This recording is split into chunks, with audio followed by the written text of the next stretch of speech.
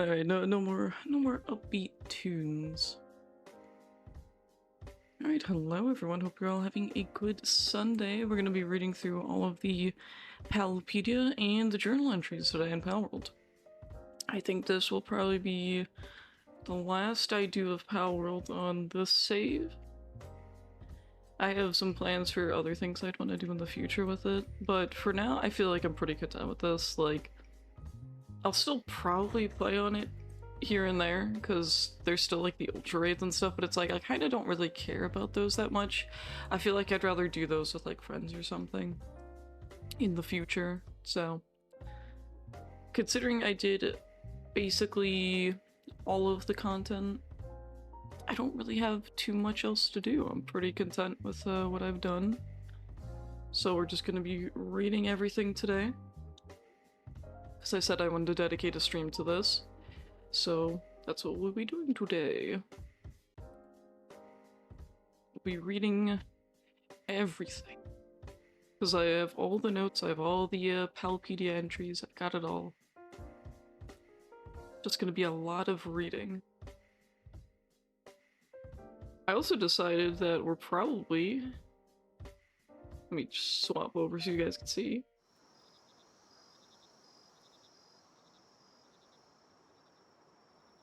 We're gonna be reading in the spot where it all began, right here. I think it's a good spot.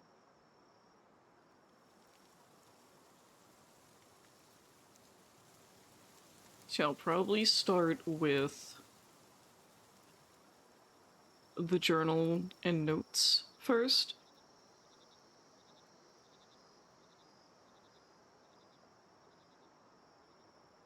And then we'll read all the Palpedia entries. Because I feel like the notes is gonna take less time, so it's probably gonna be faster overall than if I were to, say, start with, you know, the Pal decks, essentially. Yeah, let me drink some water. Yeah, we're just gonna be chilling here the entire time. Yeah, 64, 64, even with our Palpedia. 287 to 287. So we're probably just going to be reading the descriptions for each of those, rather than everything, like their scale, all that stuff. And then, yeah, there's a lot of missions that I have to do, but I don't care enough about those. So hello, Tundra. Thank you for the lurk. It's also a survival guide, but I don't really care enough to read that, so...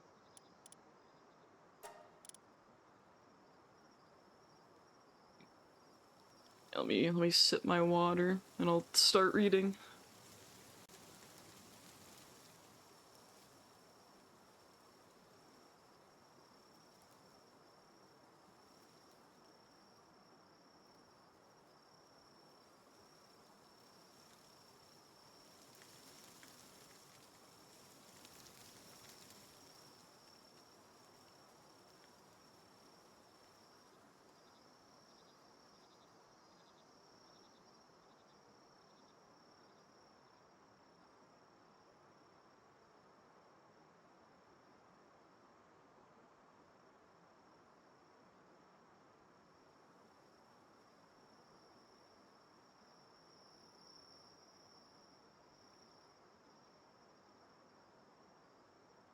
Also, I do have music on, but I think because we're not in like a paddle or anything, there's not gonna be like really any music.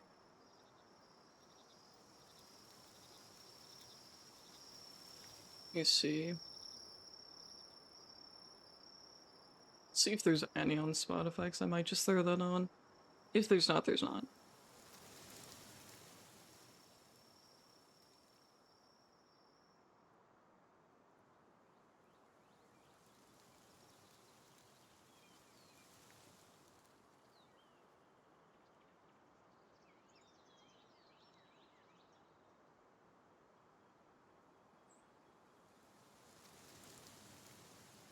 There's definitely some music, just not what I'm looking for.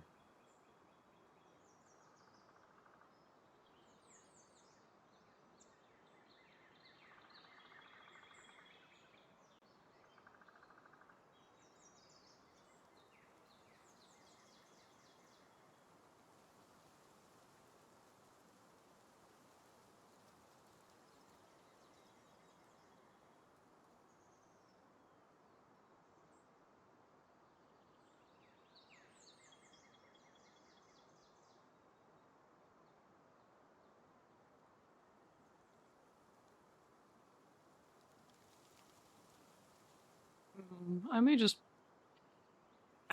put on some like chilled music.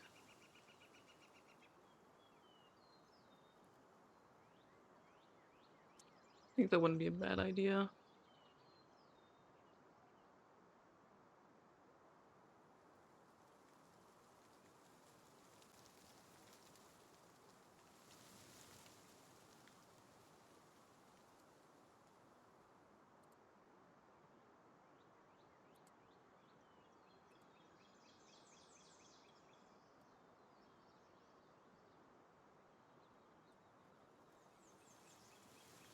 Alright, let me throw the music on for you guys.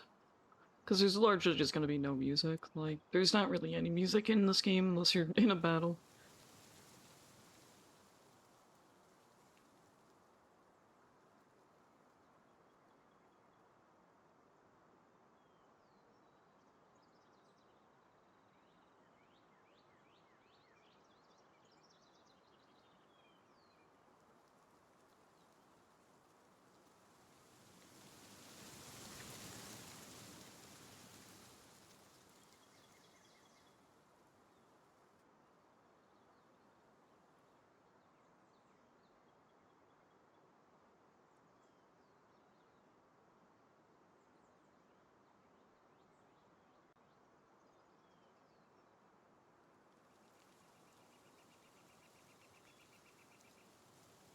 Gonna be disabling all of the throwable redeems, because I think that'll make it pretty chaotic, so...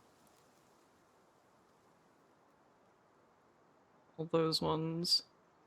Anything that makes noise is basically just gonna be turned off for now.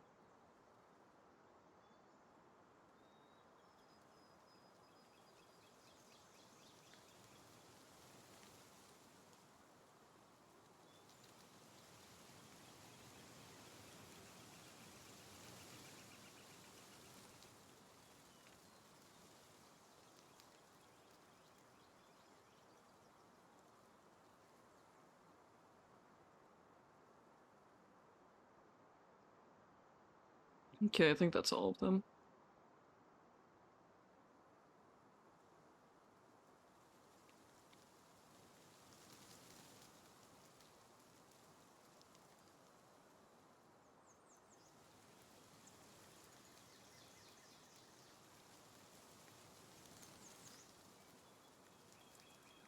Alright.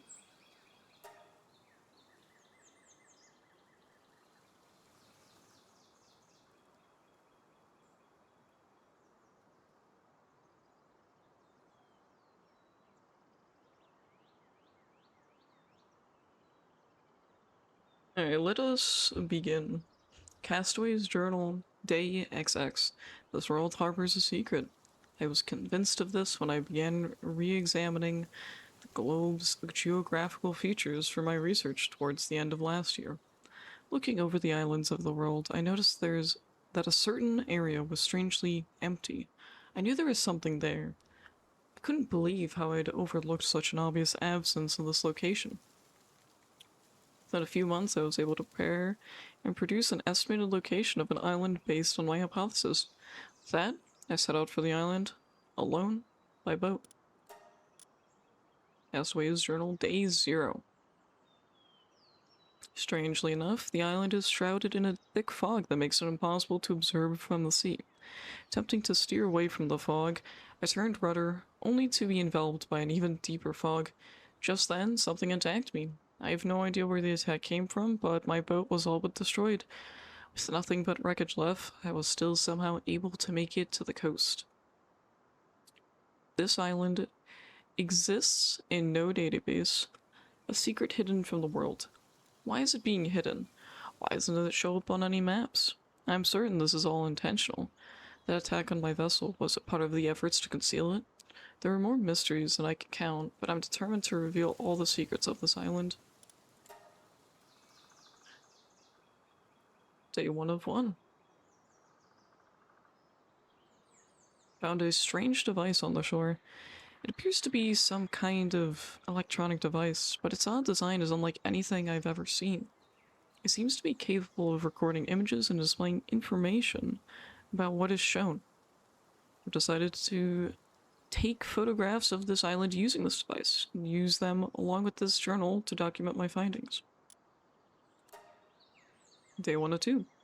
Soon after stepping foot on the island, I discovered a living creature nearby. Every creature I found here is unlike anything I've ever seen. On the other hand, normal creatures you might find on any other island seem to be almost entirely absent. It seems this island has a unique ecosystem. I know now that its absence on any map is not the only special feature of this place. I've decided to use the device I found to record the various species I encounter. Day 2. As I explored around on foot, I found a sphere emitting a strange blue light. I threw it without much thought, and the creature landed near, transformed into what seemed to be light, as though absorbed by the sphere.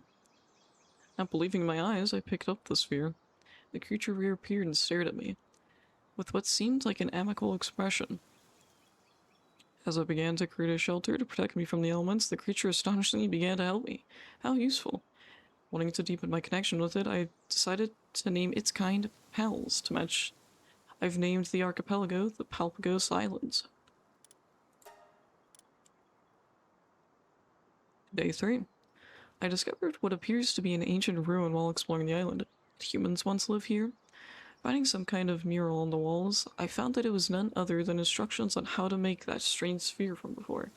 Using paldium, the name I've given to the blue ore found throughout the island, as a catalyst, it's possible to transform mere wood and stone into one of these spheres.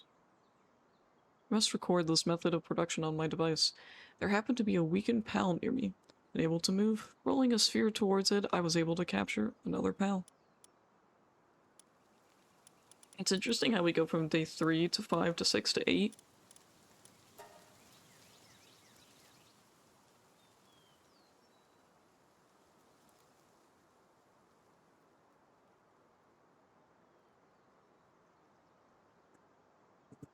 Alright. Day 5. I've since befriended several pals. Some are similar to sheep and birds, others to cats. Each also appears to be skilled at different kinds of work. They divvy up work amongst themselves and make life easier for me here. I'm sure the ancient civilization must have prospered with the help of the pals. Pals are not necessarily intelligent, but they all work quite diligently. Those ruins are most certainly built by pals, but there must be some reason why they were destroyed. Day 6. Something has bothered me since I arrived here. Far off in the distance, I can see what looks like an enormous tree. Big enough to be the so-called world trees spoken about in so many myths. Still, it's so large that no amount of fog would be enough to obscure it from view from outside the island. The only hypothesis I can come up with is that something other than the fog enveloping this island prevents it from being seen by the outside world. In other words, hold on, I lost my spot.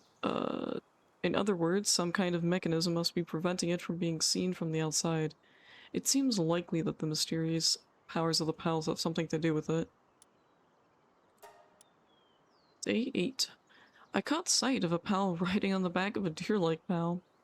Thinking it was a great opportunity to try something new, I tried attaching a saddle to a similar pal and riding it. Went better than expected. The pal is quite easy to ride. This will make it much easier to explore the island. Day 10. I decided to take my pals on a bit of an excursion today. A tower-like structure is visible in the distance had piqued my curiosity. After walking for a while, I encountered another human. When I tried to talk to them, however, they just pointed a gun at me.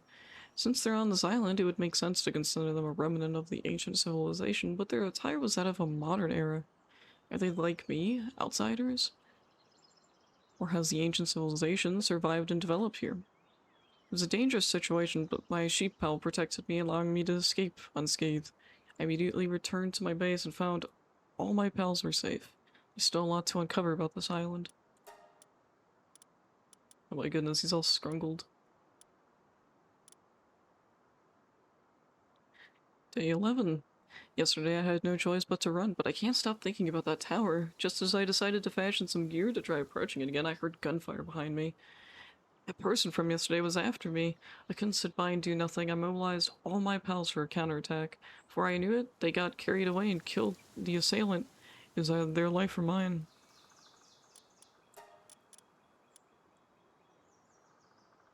Day 12 of 1.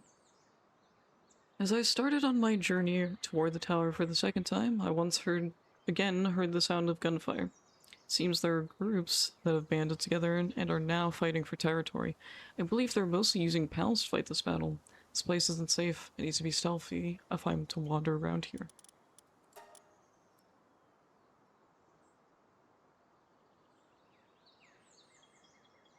Day 12 of 2. While taking a break, I tried to figure out who those people were, but to no avail. If they're outsiders like me, it doesn't make sense that nobody outside had ever heard of such a large group. There must be remnants of the ancient civilization here, fighting for survival. I can't fathom why or how they have guns. It seems only natural that they must have created their weapons themselves. That, or it's possible they're imitating things that have drifted ashore for whatever reason. Day 12 of 3. After a long journey, I finally managed to arrive at the tower. I'm nearly certain that it's a relic from the ancient civilization. However, I have no guesses as to why it was built. Still, I can feel an energy flowing throughout the place, similar to that of Paldia. When I touched an inscribed stone slab, I found myself teleported. What I found there was an enormous pal and a human in control of it. I ran away in terror, and before I knew it, found myself back outside the tower. Day 13. I've worked out that the ancients must have lived in luxury alongside pals, yet due to some unknown reason, that way of life was lost. Perhaps it was a massive natural disaster, or maybe a struggle broke out for scarce pals and resources. Then again, maybe it has something to do with the teleportation I experienced in the tower. Supposing that some power is responsible for that spatial teleportation, perhaps similar to how the pals fields work? What would happen if that power were utilized in other ways? A power so great that humans could not control it. Perhaps that is what destroyed the civilization on this island. A15.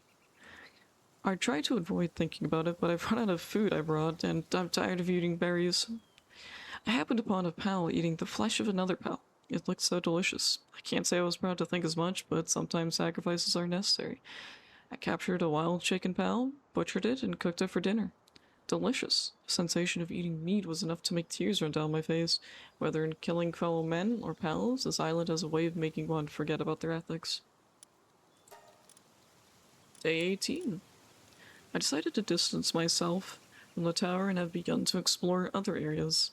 There are places in each area that appear to be vast caverns. They appear to have traces of human involvement and contain ore veins. Could someone have used pals to dig those holes? I can't help but feel overwhelmed by the never-ending mysteries, but my pals come with me no matter where I go.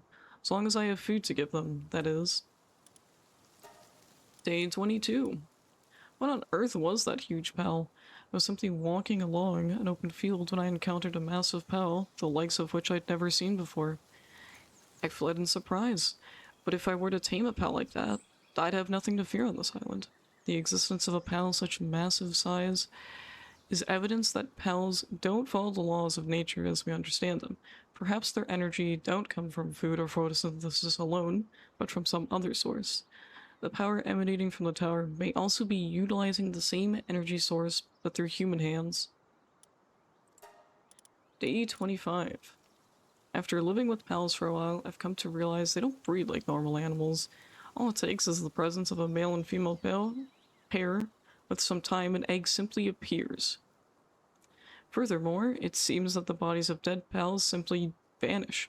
Where do pals come from and where do they go? These mysteries have no end in sight. Day 29. Utilizing an inscription I found in some ruins, I managed to compress the size of pal spheres even further.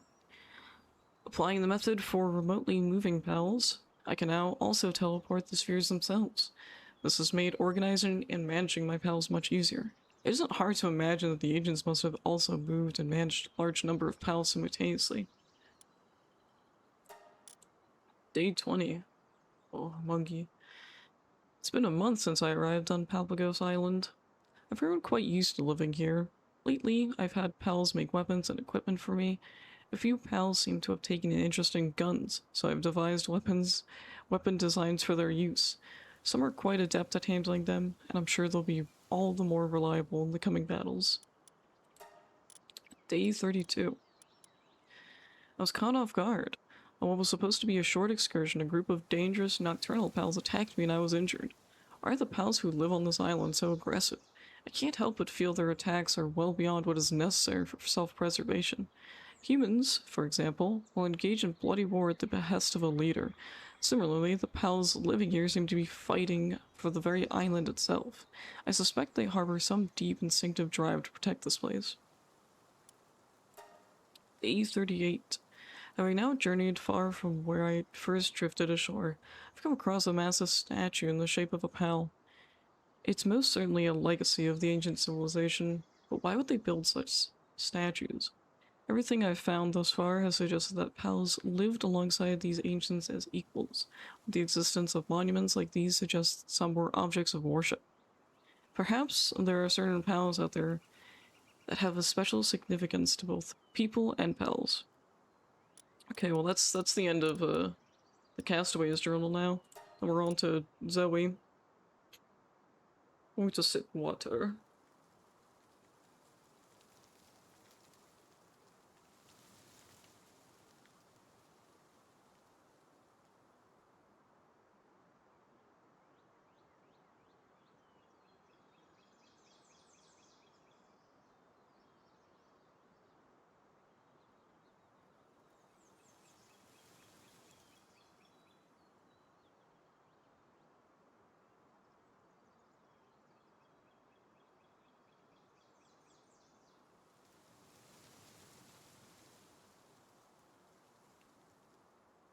Very curious about the later entries that we'll be getting to, because I feel like those ones will go more into the lore.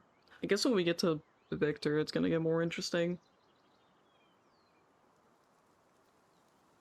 Right now we're on to Zoe Rain's diary. Number 1. Don't have a family. My father disappeared a long time ago, and I've never seen my mother's face. The only ones who raised me are the guys in Griswold. That's why I have no choice but to keep on living in this tiny little world. They all chase around pals with their guns, capture the ones they hurt and sell them to those weird other guys. In return, they get food. They even share with me. That's why I don't go hungry. I don't think any of those guys really care about me. They just keep me alive, because I'm the daughter of their boss. I still think that, even though I'm the boss now, too. Interesting. I don't think we ever, at any point, see Zoe's dad at anywhere,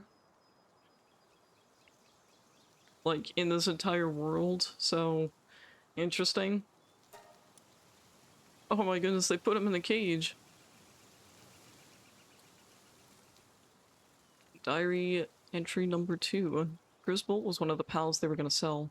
She looked so lonely in her cage. She was just like me and my father. I was still a little girl back then, but I couldn't just stand by. I waited until everybody was sleeping, opened Griswold's cage, and ran off with her. I shared half a slice of my breakfast toast with her, but we were both hungry by evening. I went back to the base. Of course, all the guys were super angry. They threw me in a cage with Griswold, and I thought that we were going to get taken away, but Griswold protected me. Not even their guns nor bats could beat her. How did she get captured in the first place if she's that strong? I bet she didn't even try to escape, the big dummy. I gave Griswold a command, and she called down a huge bolt of lightning that knocked out all the guys. They didn't wake up till next morning. Ever since then, I've been with Griswold. Diary entry number 3. There's a group that opposes ours, camped a little ways away from where we live. They don't like the way we sell pals and use them in battle. Our group mockingly calls them the Free Pal Alliance. We're always fighting with them for no reason. Sometimes, I bet they're not bad people if they love pals that much. I wonder if there's any chance of us getting along someday. Diary entry number 4. Sometimes I wonder if there's anything beyond the sea. The only thing I can see far off in the distance is that huge tree. I've never heard anyone talk about what's beyond that place. Apparently, some brave guy from long ago went to see the outside world, but he never came back. I've heard about people coming from beyond the sea, though. I don't know what those kinds of people do. They say they use tools different from our own. That's why I know there must be something beyond the sea. A whole bunch of islands, a whole bunch of people, a whole bunch of things. It sounds scary, but I'd like to try going sometime. Diary entry number 5. I started to wonder, why am I guarding this big tower again? I always thought it was obvious since father also used to do this, but now that I think about it, I have no idea why. From what I've heard, they say there's a legend passed down on this island. They say this tower is somehow related to that legend and that it has some great power. What kind of power, I wonder? Even if that's true, why does this power have to be protected? Anyway, even though I don't really know why, I'm always here protecting this tower. There are other towers around the island, and they say people like me guard them all. Okay.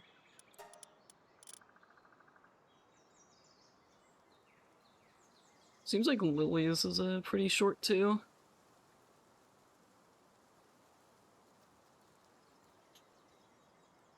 I'm gonna sip some more water. Make sure I don't destroy my voice doing a reading stream today, because my throat's been killing me. But the more you do it, the better it gets, surely.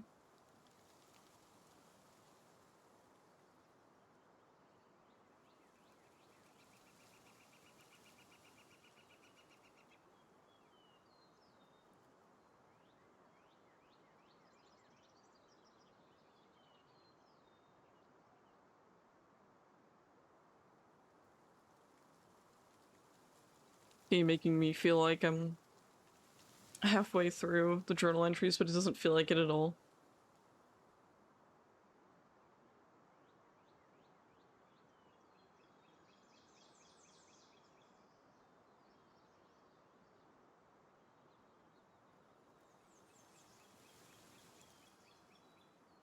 Alright.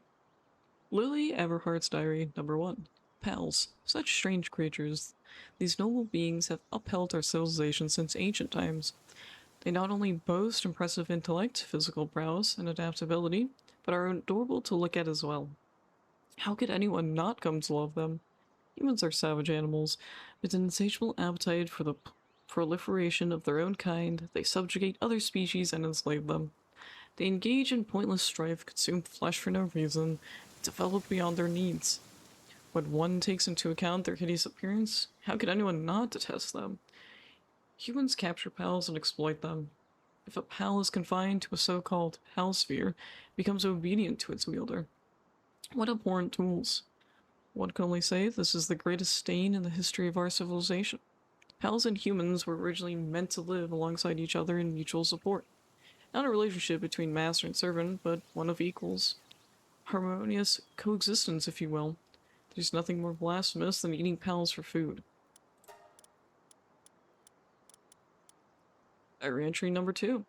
I'll never forget the day I met Lylene. I remember that fog was so thick that day that I could barely see in front of my own eyes. I was simply walking along the berry fields, as I am fond of doing, when I heard the clamorous voice of those abhorrent poachers. When I looked to where I could hear the sound of their filthy screams, I saw them throwing spheres at a pal resembling a vivid lily flower. She was so beautiful and elegant. At that moment, I knew what I must do. I pierced their hearts from behind and destroyed their scattered spheres. They shot at me a few times, but it was a trivial matter.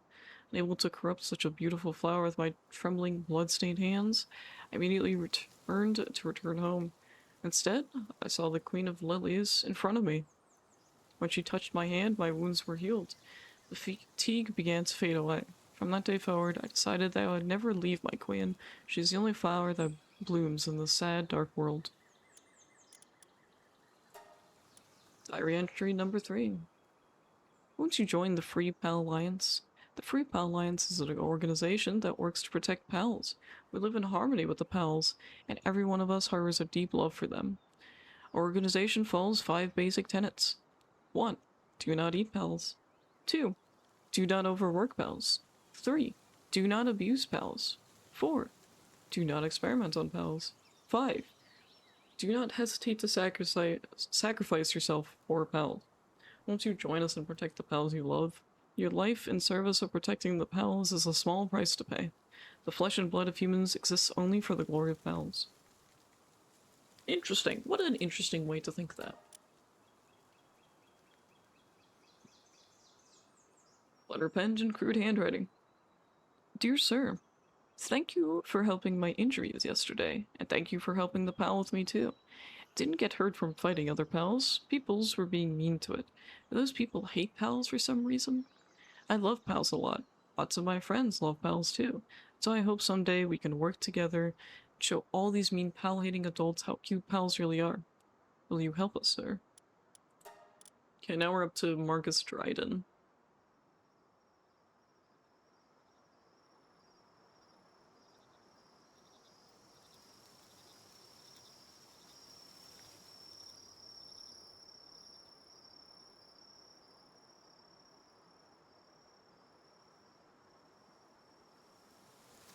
Marcus Dryden's diary, number 1.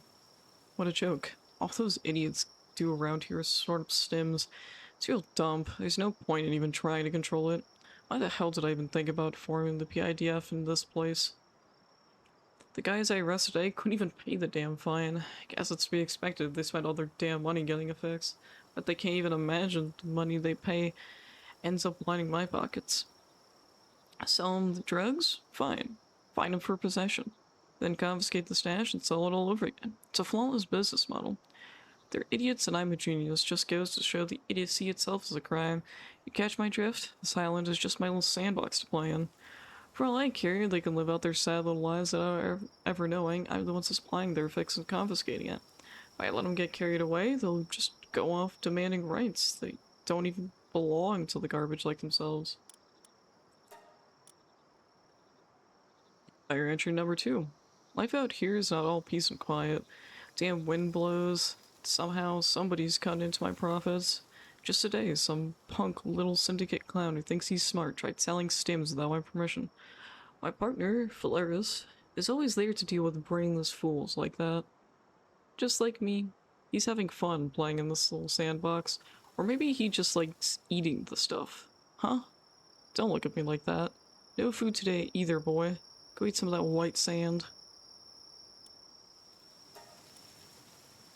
Diary entry number 3.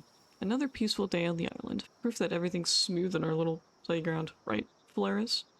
Don't worry, I get it. You've got the same look in your eyes as me. You're having fun too, yeah?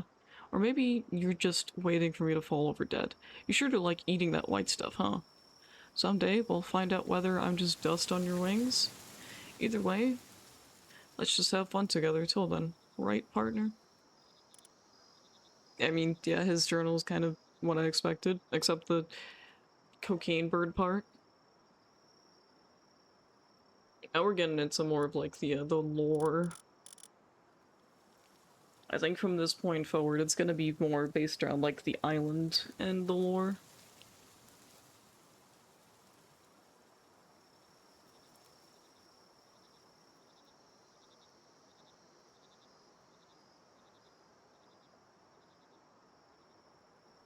Victor Ashford's diary number 1. On interspecies pal experiments. Results. Failure. Attempted to combine various four-legged and winged pals, but no successful patterns emerge. Some combinations succeeded in creating bodies, but those deteriorated in seconds, and all were disposed of. Impressions. Reconsideration of compounds used for reaction suppression required. Expansion of species selected for testing also necessary. Extraction and formulation of compounds derived from ichthyodeer antlers to be revisited. Storage temperature conditions require review. Additional ice pellet to be acquired for cooling purposes. Reassessment of test species on basis of genetic data desirable.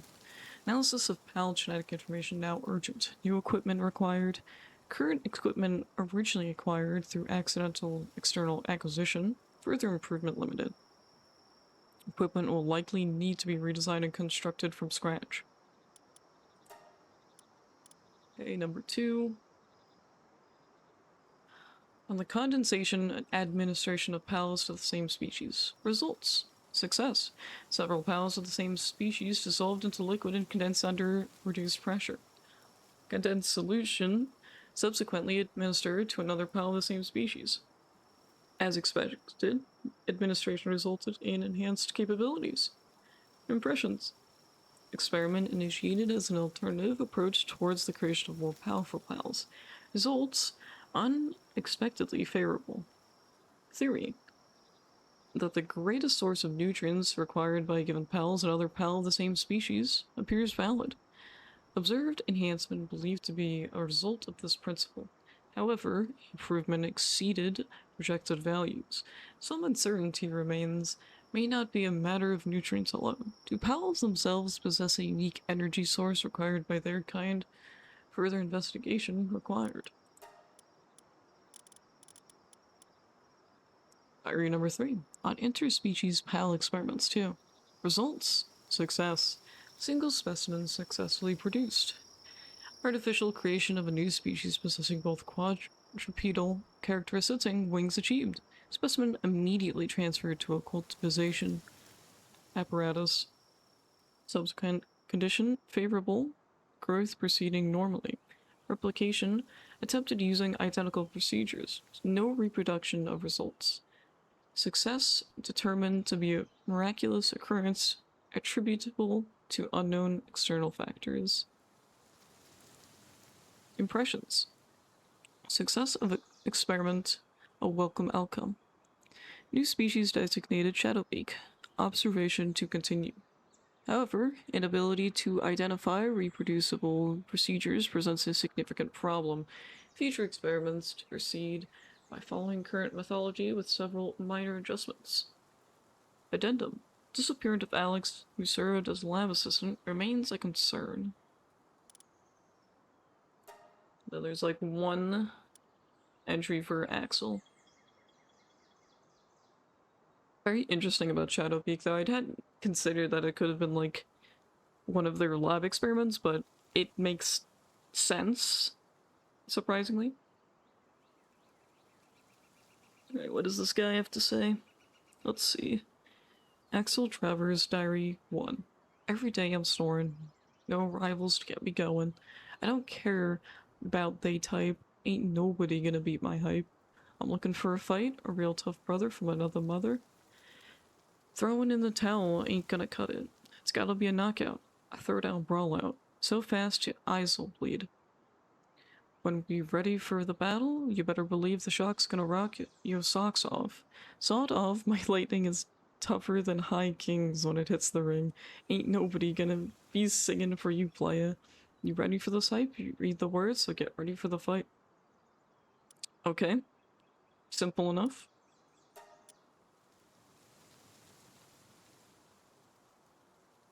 Alright, now we're gonna get... I feel like now we're gonna get into more, like, interesting, lore. So I do remember they talked about the moon previously from the dialogue. Saya Kurosaki's Diary number 1. The moon on these islands remains unchanged. No. Is it the true nature of the moon to change its shape? I do not know.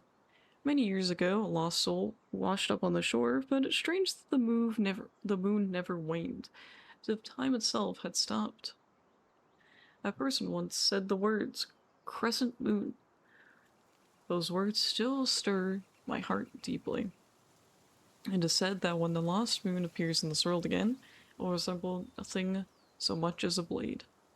Will I be able to witness the blade of the moon that signals the beginning? Tonight is also a full moon. Today's sake tastes awful too. Diary entry number 2. For countless ages we have continued to protect this tower. The reason is unknown. Our conveyed mission is only to maintain the island at a standstill. We hunt the madman from the snowy mountains who defile the land. We hunt those who have proliferated in excess, those who pontificate about research and justice and such babble, to preserve this landscape forever. Yes, we merely exist here. Our time does not pass. It has become unbearable.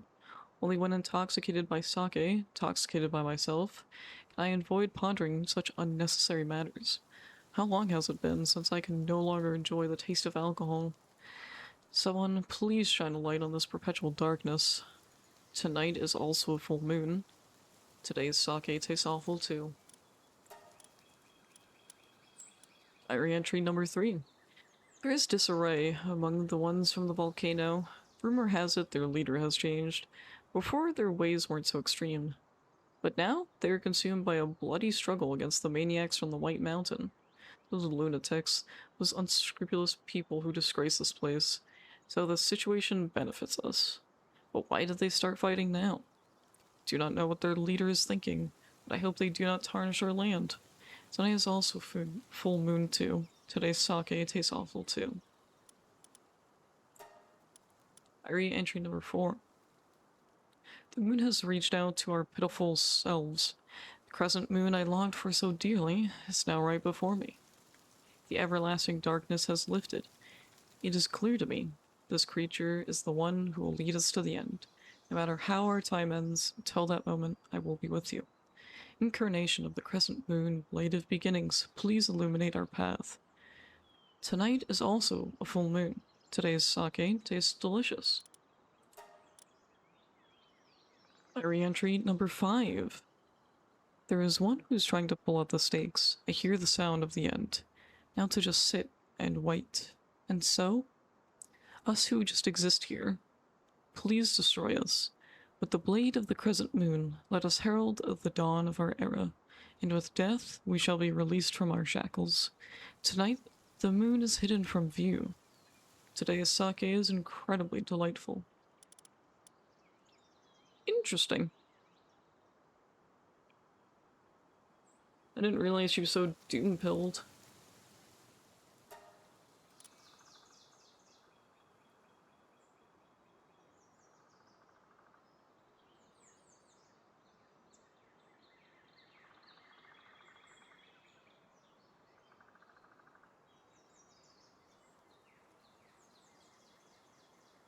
Now we're gonna be on to Bjorn Seligson. Bjorn Seligson's diary entry number 1.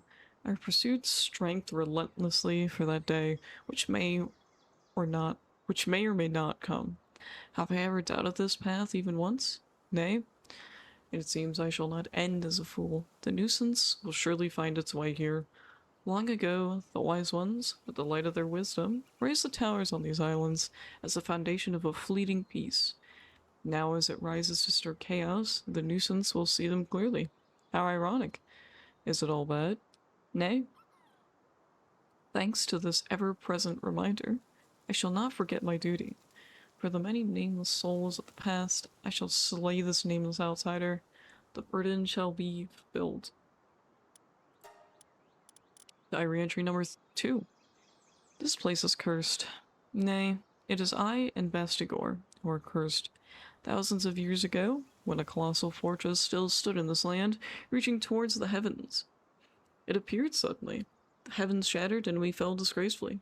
Our kin once looked upon others from the sky, fled in panic, scattered in disgrace. But I, nay, my ancestors, alone, did not abandon this land, reduced to ashes, nor its people. Fallen from the sky, we gathered the bewildered folk, and bared our fangs against it. From that moment we forged an unchanging resolve, becoming the people of the Faebreak. And so, my kin, who once merely sullied the lowest ranks, took a new throne and vowed to bear all burdens. Diary entry number 3. The battle against it did not end, even with the aid of the Thunder Dragon, a pair of celestial horses, and a wise paladin. We could not bring about its destruction. The celestial horses, determined not to let it escape, shrouded the island in an unending winter night. The black Pegasus melted into the night and vanished. This land became still, unseen, and leaving the island became impossible. The paladin, ashamed of his failure, split himself in two, vowing to never show mercy again. The dragon vanished into the skies beyond the clouds, disappearing from sight. In hindsight, perhaps it has now returned because it has sensed the coming of that day. And now here we are. It still slumbers. Do I guard this land truly for the sake of duty? Nay. No matter the pretense, I cannot hide it. Perhaps I simply wish to meet a worthy foe. Diary entry number 4. I wonder if the lone daughter of the blood of rain is well. I did her a disservice.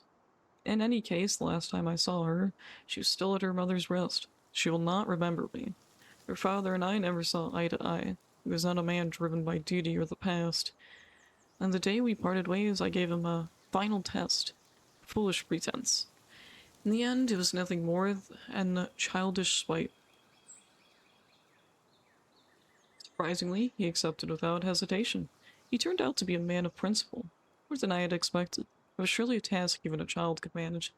But he never returned. Since then, the young ones gathered around him were left without leadership, but it seems his daughter has taken the helm and brought back some semblance of order. Though our paths diverged, she has faithfully upheld the mission to guard the tower. Indeed, she is truly your child. Entry number 5. If, just if, everything were to end, and I were freed from all burdens, what would I do?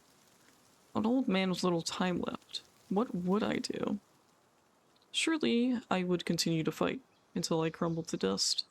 The world must be vast. Surely there are warriors beyond my imagination, countless in number. If so, perhaps I should repair that old ship. It has been too long since I last sailed the seas. And Bastigor, it is about time for you two as well. After dealing with the nuisance, perhaps I will seek a mate for you.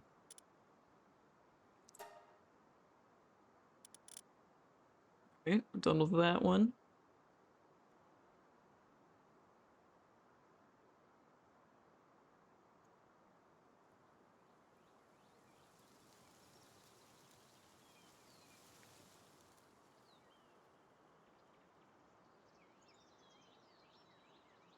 Now we're on to Ori. Ori doesn't seem to have like a last name or anything. Alright, Ori's diary number 1. I've decided to start a diary on a total whim. It's a human custom, or so I was told by a human kid a long time ago. Apparently, you're supposed to write down whatever caught your attention that day. In a life as long as mine, a single day is practically nothing. That kid managed to leave behind a whole mountain of diaries during the brief moment I stepped away to indulge in a little nap. I figured I might as well try imitating them. Right now, I'm staying on a remote island. There's an incredible abundance of life forms packed to this tiny space, and they all have the most absurdly diverse traits. It's a thoroughly unnatural, bizarre sight, and the culprit is almost certainly that giant tree. A massive amount of life force flows from its roots and circulates throughout the island, shaping everything here. It feels like an excessive power, one that defies the natural order. Looks pretty fun, so I think I'll hang around this island for a while. Well, that about wraps it up for the first day of my whimsical diary.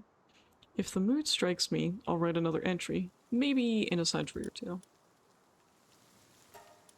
Right, diary entry number 2. These human creatures are certainly extraordinary. If I had to describe them in a single word, it would be insatiable. They're never satisfied and they don't know when to stop. Sure, the differences between individuals can be huge, but as a whole, they are always aiming for the top, always looking for what's next. They fix their sights and just charge straight ahead. In the few centuries since I settled on this island, they've built the most advanced civilization on the planet. And that giant tree? I think they call it the World Tree. Although they owe many of their blessings to that tree, their fast development is still mind-boggling. And honestly, I've grown quite fond of them. They never tire me out. Watching them is just so much fun. Lately, it seems they've been pouring all their resources into researching a life form that fell from the distant stars. It sounds like a blast, so I'm thinking about dropping in to say hello. To human, I am an existence that defies all logic. That's why I've always decided not to involve myself too much in their affairs. A power as overwhelming as mine could easily shatter this world's harmony after all. But you know what? Whatever. The whole tree is already an overwhelming force. I will get involved, but I'll be sure to suppress my powers. Yeah, let's go with that. Diary entry number 2.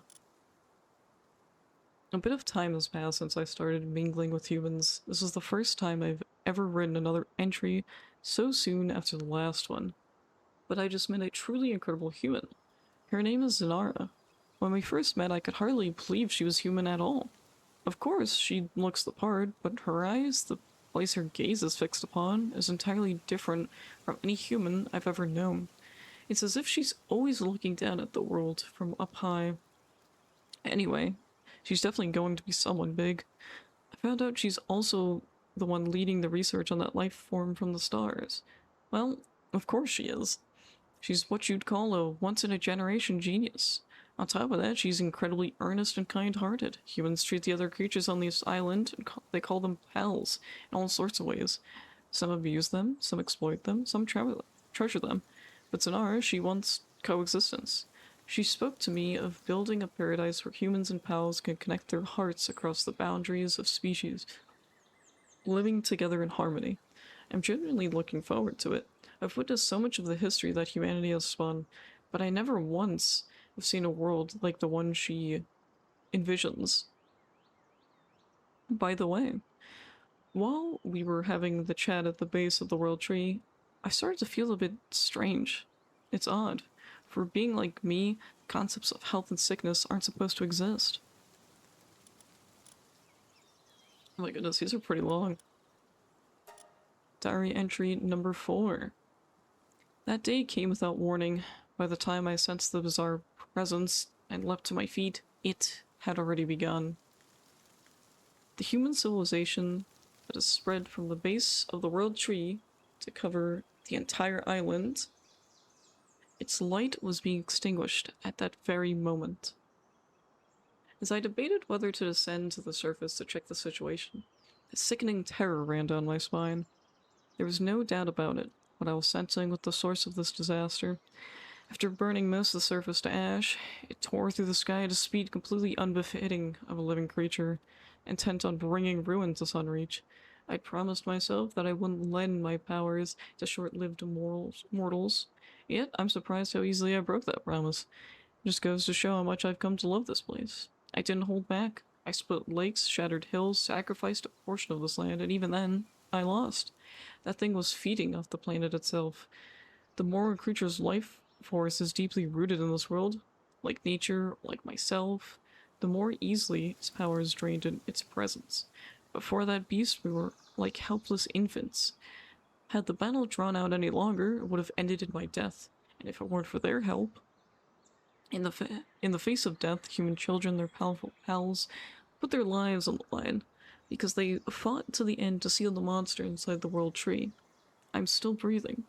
It's pathetic, really. I, who am supposed to possess such immense power and live for eons, am only alive right now because of their sacrifice. I have a duty to end this calamity, once and for all. Diary entry number 5.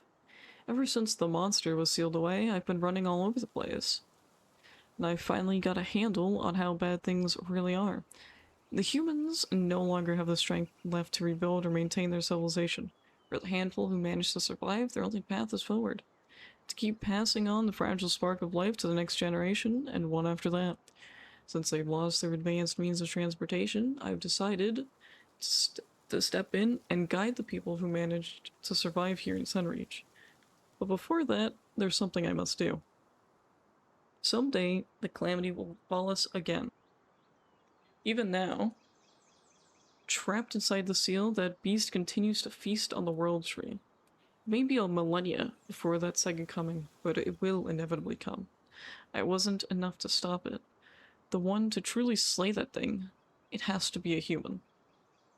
Some of the pals who fought alongside humanity managed to survive. A clan that has protected the sea since antiquity, the Panthalos.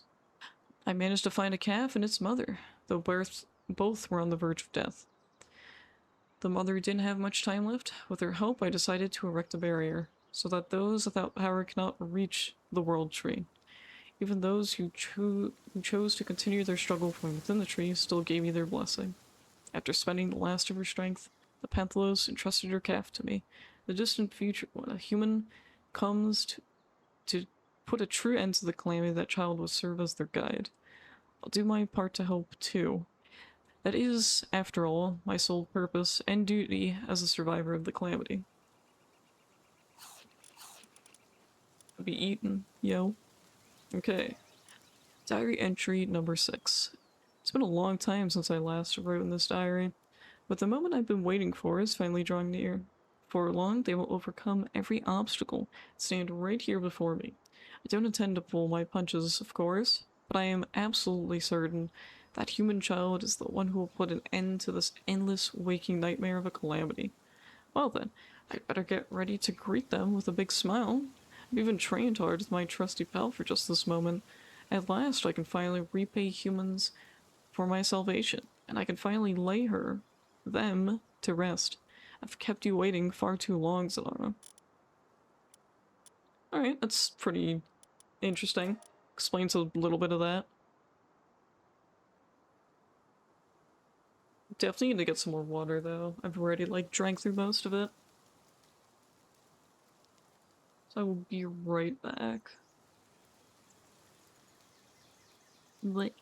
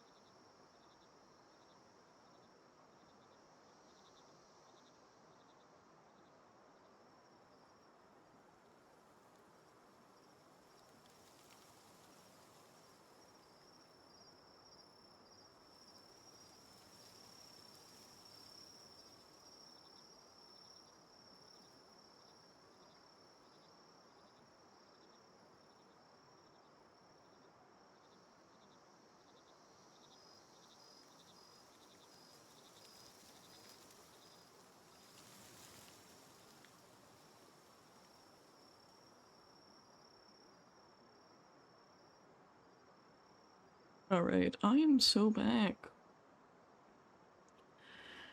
Alright, we're almost towards the end of the journal entries, then it's on to the Palpedia. Audio recording from a council meeting. The people grow more suspicious by the day. A riot could break out at any moment. We need to address this immediately. All this hysteria just because a few leaves fell from the world tree. In the first place, we still know absolutely nothing about that monstrous tree. But that is the nature of the public. The world tree was their unwavering symbol. Seeing its leaves wither and drop is more than enough to spark panic. What they're truly suspicious of is the white dragon.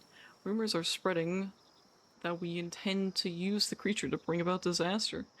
Absurd. And yet, we cannot simply leave it unaddressed. What is the what is the status of Zanara's findings? Unfavorable, apparently. Furthermore, her recent experimental logs have been incredibly vague. She's hiding something. Vexing as she is, her genius is undeniable. She has made a breakthrough and she intends to keep us in the dark. No doubt she stumbled upon a harsh truth, one that inconveniences her ridiculous fantasy of coexisting with all living things. So, how do we proceed? Freeze the project, by whatever means necessary, neutralize the white dragon in a highly visible manner, and parade that fact to the public. Understood. I will notify Zanara of... Don't bother. We have no time to waste debating a naive girl. At the end of the day, she is merely a single researcher. Cut her loose. Suppression operation comms. Log. Damn it. The key sphere's seal isn't taking? Wasn't the selling point that it could seal any living creature? Oh, right. In theory, our dear scientists' favorite furries. Easy for them to say when they aren't the ones testing it with their lives on the line. Arrogant bastards. Shut up and keep shooting, you idiots. Listen to me. Our orders aren't neutralization by any means necessary. If the seal's a bust, we only have one option left. Heh, I guess the brass will be just as happy with the corpse. Fine by me, the gloves are off. Hey, this is on you, monster, if you just let yourself be sealed quietly. After several seconds of a thunderous roar overlapping with multiple distorted screams, the recording ends. Ancient recorder. It's true that connecting with the world tree will allow you to surpass your human limits, but if you do that, what will happen to all of you? You're prepared for the consequences. I've already lost everything. My wife, my child, my home. So you'll stay here, conscious for practically an eternity. There's nothing left for us. The only thing we can do is to leave a flickering spark for those who follow. Besides, this is our sin to bear. If only I had understood her just a little more. I'm sorry, I wish I weren't so powerless. Lady Ori, we leave the rest to you. The survivors will need a guide. I promise you, I'll make sure they carry your will with them into the future. So leave that to me, and please go and stop Zanara. And then we're at Zanara, which is like the very end.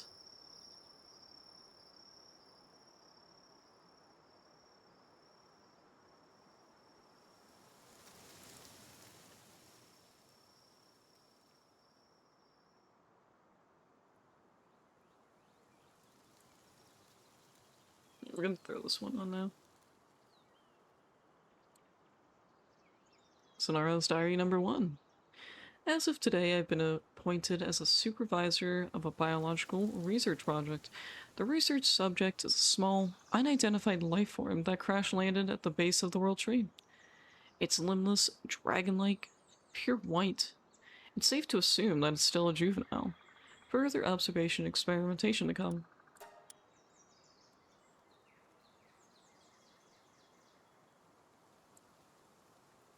Diary entry number 2. The subject's been named Astralum. Astralum doesn't seem to be a life form from this planet. It has no observable mouth, digestive system, or reproductive organs. The pals on this island may all be mysterious life forms in their own right, but they all possess the basic biology for eating and reproducing. Astralum deviates even on that fundamental level. But if it doesn't eat, then how does it obtain energy? And if it doesn't reproduce, then how does it preserve its species? Diary entry number 3. Ever since Australian was brought to the laboratory, it's hardly shown any signs of life. That follows, since it neither eats nor reproduces, and so shouldn't require any activity. And yet, as I was about to leave just a moment ago, it moved. It seemed as if it were trying to follow me through the glass. Perhaps my attempts to talk with it did have an effect. If this young life form does actually have thoughts and feelings to connect with, that would be fantastic news. Striving for a world where humans can peacefully coexist with all sentient beings is why I became a researcher, after all. There isn't a soul out there that doesn't mock my ideals. Or, I suppose I should say, there wasn't, but not until a visitor arrived from Sunreach, being who was not human, Ori. She never once laughed at me. Diary entry number 4. Within these past few months, the situation has changed drastically. I've begun to make headway on little Astralam's true nature. Astralam could be called a sort of terraforming terminal.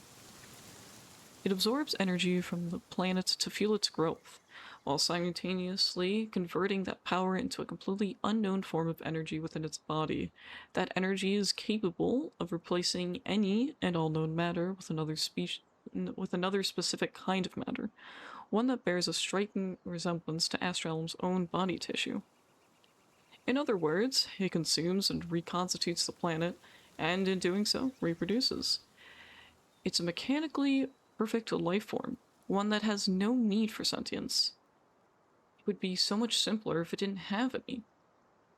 Lately, having grown to a massive size, it has been communicating with me through an unknown means, its voice resonating directly inside my mind. Though its attempts are clumsy, it is trying to use our language. It bears no ill will. The question is, how can we coexist? If the top brass discovers the truth about it, the consequences will be dire. They'll either demand its extermination or seek to weaponize it. I must find a way forward. Diary entry number 5.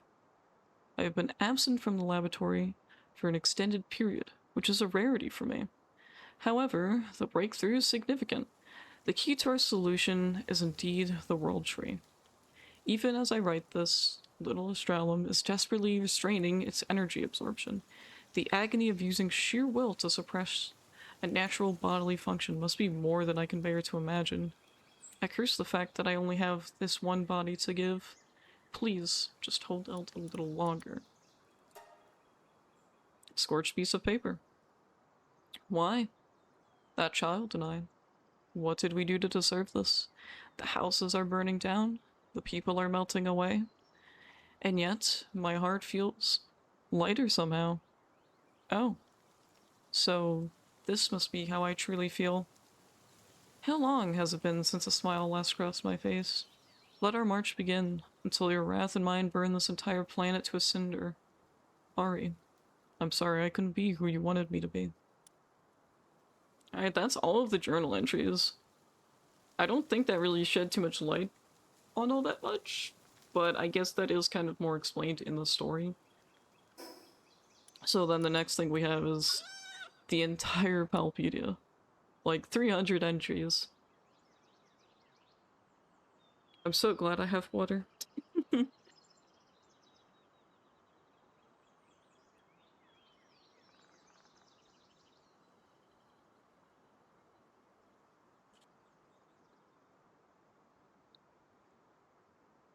I still feel like I don't entirely understand what was going on there with the Stralum, but I don't know, maybe when I reread it later it'll make more sense to me.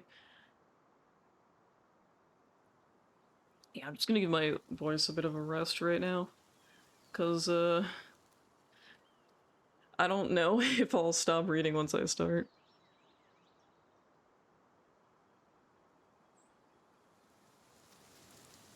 Like I'll probably take a break every 50 entries.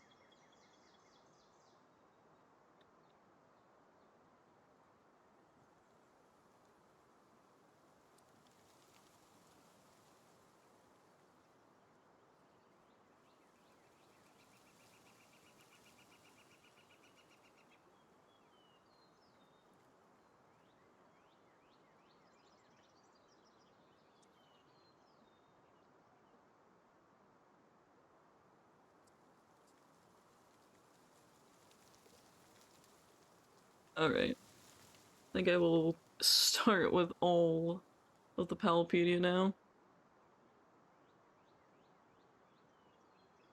Number 1. Lamball.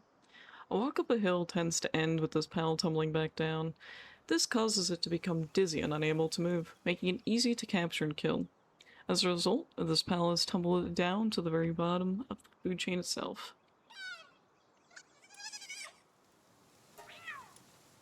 Number 2. Cativa. At a glance, it appears full of confidence, but it is in fact weak and cowardly. Being toyed with by a Cativa is in many ways the greatest of disgraces.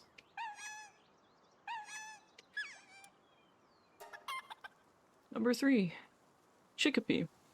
Extremely weak and far too delicious. It is one of the weakest pals alongside Lamble. No matter how many are hunted, they just keep appearing. Number 4. Liftmonk.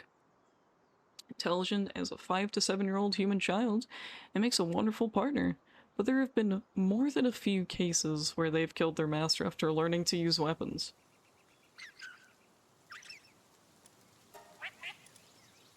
Number 5. Whack. Using its own body water, this pal can create waves anywhere. Its body surfs when in a hurry, but the resulting speed often ends in a fatal collision.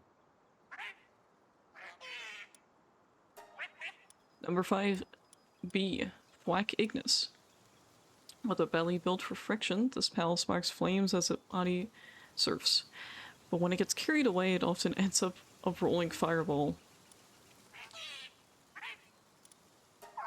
Number 6. Vixie. The idol of Palpagos Island. If you bully a Vixie, you best be prepared to become enemies with the whole world.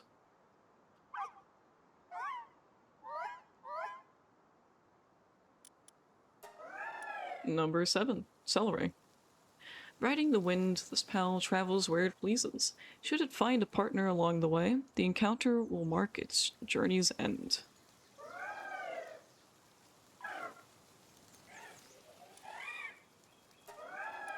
Celery Lux. Its flashy patterns help attract a partner, but after a long history of electrocution incidents involving Celery Lux, yellow and black stripes are now seen across the island as a sign of danger.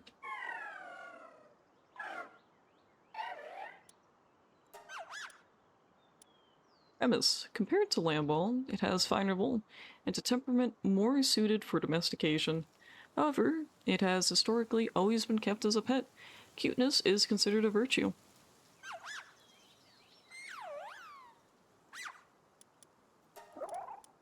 Number 9. Krojiro. Those who disgrace the honor of the herd are forced to take their own life by piercing their inflated vocal sac with a tree branch. They are blown away into the atmosphere and return to the afterlife.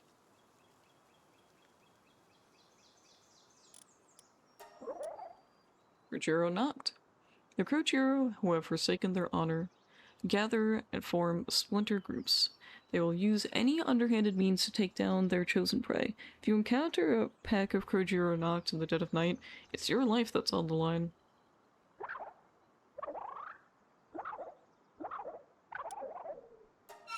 Number 10. Herbal. When in doubt, punch it till it works. That's Herbal's approach to fixing things. With strength perfectly tuned for humans, sometimes just one punch is enough to restart a stopped heart.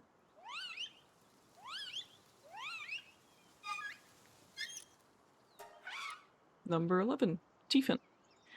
Large amounts of water pour from what is thought to be its nose, though some say that it is, in fact, just not. This has sparked a fierce debate among PAL scholars.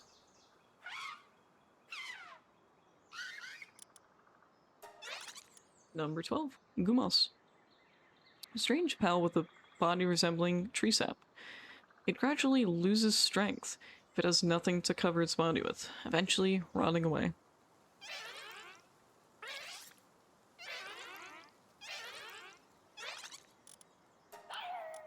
Number 13. Pupperai. Pupperai territorial disputes begin with a stare down and end in a single quick strike. Training them to stay is risky business, as the go command triggers the same attack instinct.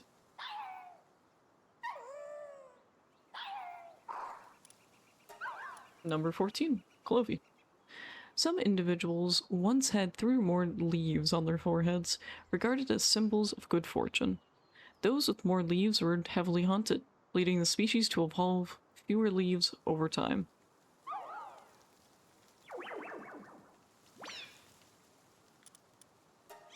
Number 15. Jolthog. It releases the electricity stored in its body when under attack. The voltage it generates exceeds 10 million volts, making it more lethal than any conventional heavy firearms when thrown.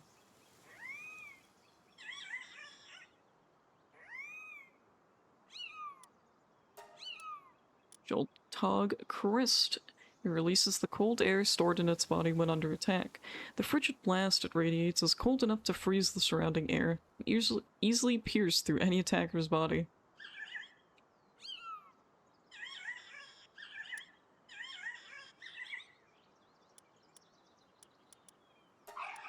Number 16. Depresso. It has few friends because of the perpetually grouchy look on its face, but it is in fact kind-hearted. Some have seen it feeding Vixie who have strayed from their pack.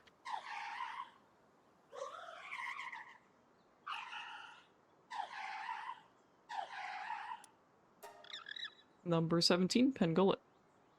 The feathers of this pal have all but disappeared, but sadly, its desire to fly has remained as strong as ever. Even now, it tries to fly again in any way it can.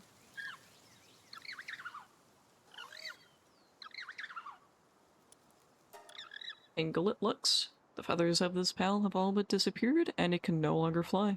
Yet its longing for the sky has turned to jealousy, so it harnessed electricity to strike down those who still soar.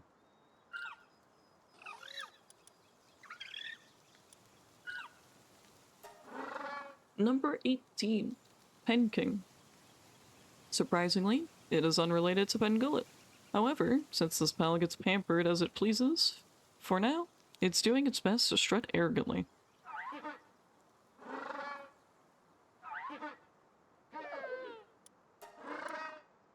Penking Lux. Its body changed color after getting electricity to improve underwater hunting. As a result, it lost the affection of Pangolin. But strangely enough, it now has a loyal follower, Pangolin Lux.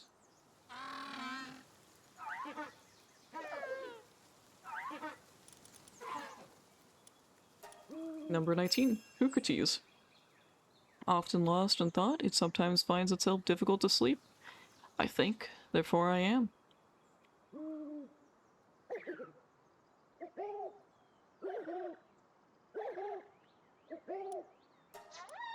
Number 20. Malpaca. Don't be fooled by this pal's fluffy appearance. A hypersonic kick from one of its long legs may send you flying to the other side of the world. Okay, fair enough. I mean, yeah, ouchie. That would hurt. Number 21. King Pekka. Malpaca serve this pal. Contests between King Pekka offer up their vassals as a wager. Those seen alone are losers of such contests.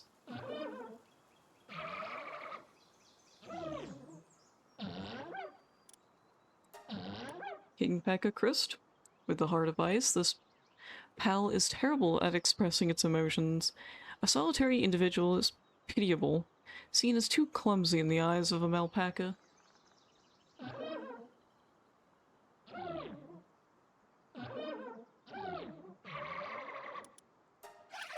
Number 22. Daydream. It puts those it is interested in to sleep and shows them an endless stream of happy dreams. Those who fall under its spell are never to awake until death takes them.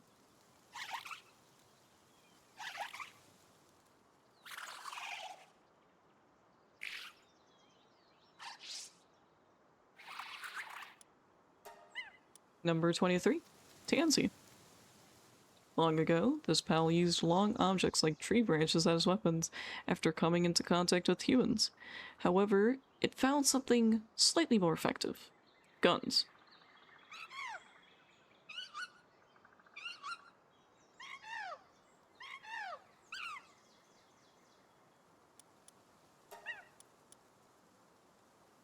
Tansy Ignis. Its palms have evolved to handle burning objects without getting scorched. When its gun runs out of ammo, it may grab the heated barrel with its bare hands and use it to club its foes.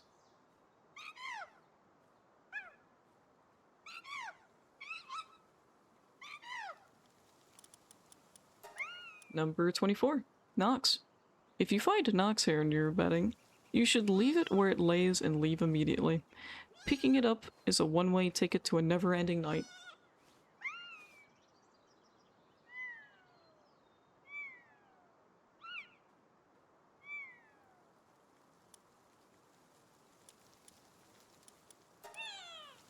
Number 25. Lambel.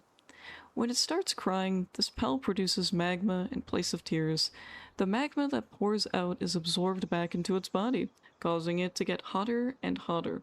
The more it cries, the stronger it becomes.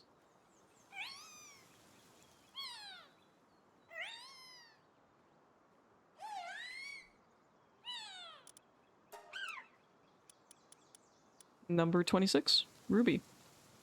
Wild ruby surprisingly never gets sick. Eating one piece of charcoal a day, made by burning a branch, is the secret to its eternal health.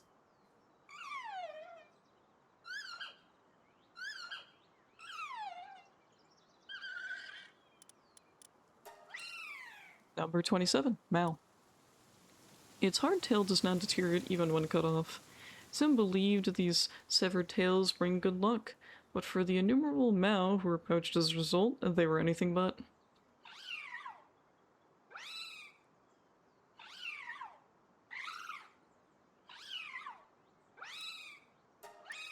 Malchrist. Its crystalline tail is beautiful, but shatters when this pal dies. Some believe it is good luck to raise them, so Malchrist in captivity are treated with great care.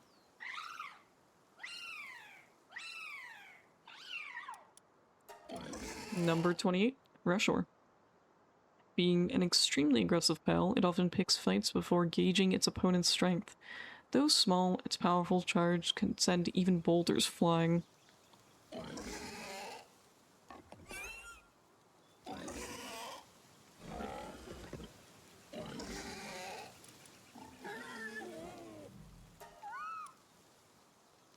Number 29. Foxbarks. It is unskilled at controlling fire from the moment it is born, and tends to choke on the flames it breathes unintentionally. Foxbark sneezes are one of the leading causes of forest fires.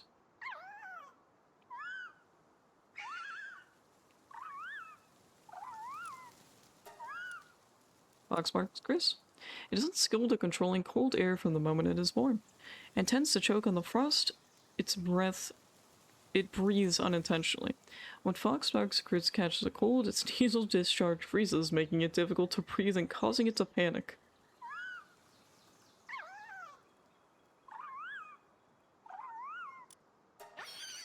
Number 30. Kilmari. It wraps itself around an enemy's head, sucking out their inside. Pal mummies are occasionally found, but these are in fact Kilmari victims.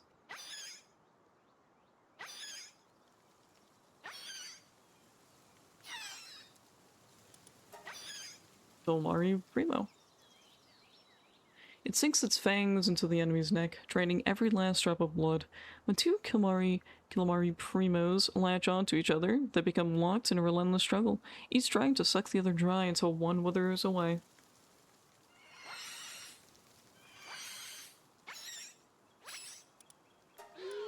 Number 31. Fuddler. Its large claws boast of diamond-like hardness. However, sharpening these claws consumes most of its energy, leading it to sometimes spending entire days doing nothing else.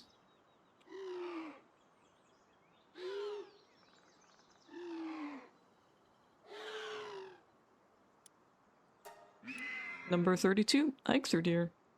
The one who possesses the most impressive antlers becomes the leader of the herd. If their antlers are broken, they become depressed and leave the herd, never to be seen again.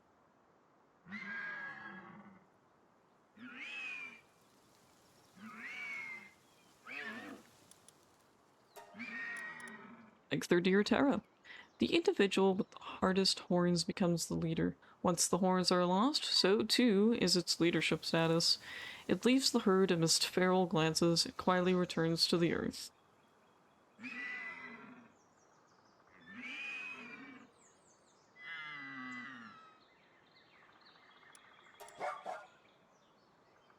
Number 33, Direhow. Long ago, Direhow would hunt alongside humans, but over the years the spawn faded.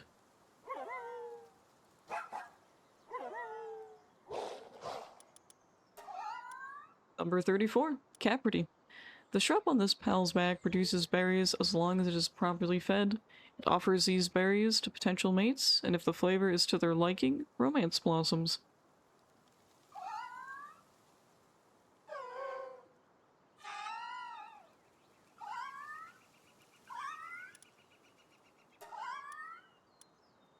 Caperty knocked. The berries that grow on its back change flavor according to its emotions.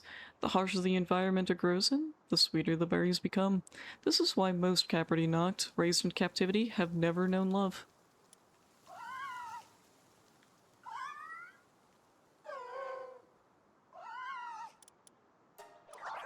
Number 35.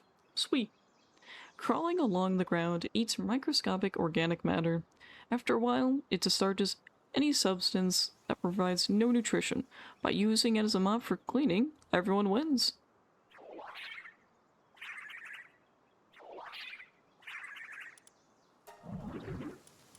Number 36, Sweepa.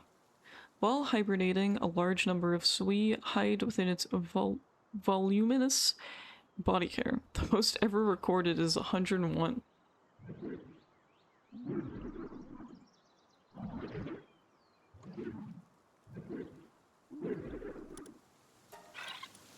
Number 37, Turticle. To protect its fragile body, it developed an incredibly tough shell. Unfortunately, it's utterly defenseless underneath. Even a little tickle can knock it out cold.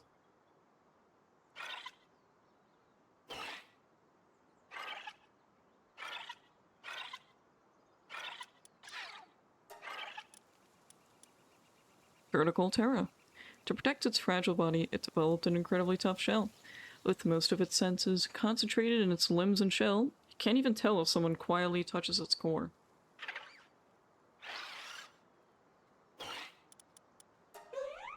Number 38, Hangyu. Its gigantic arms can rip apart even iron.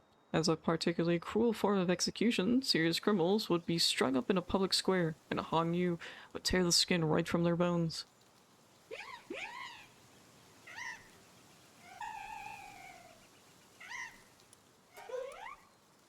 Hangyu Christ. Its gigantic arms can tear through blocks of ice.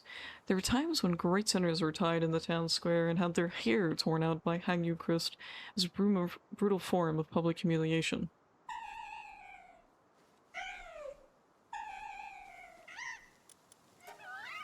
Number 39, Woolly Pop. Its entire body is 18,000 times sweeter than sugar.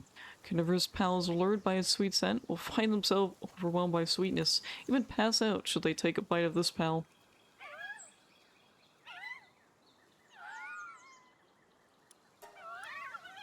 Woolly Pop Terra. Its fur emits a sweet smell, but its meat is disgustingly bitter. Carnivorous pals lured by its scent into taking a bite will find themselves overwhelmed by the foul taste and pass out.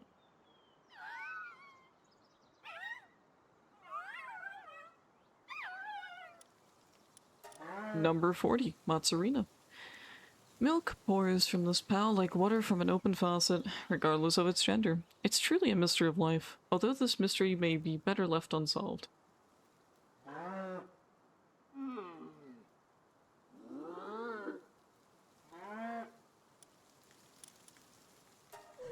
Number 41, Azurobe. This pal's white ribbon turns black if doused with impure water. Given its usefulness in detecting poison, this pal was once overhunted. This past has left them bitter towards humanity.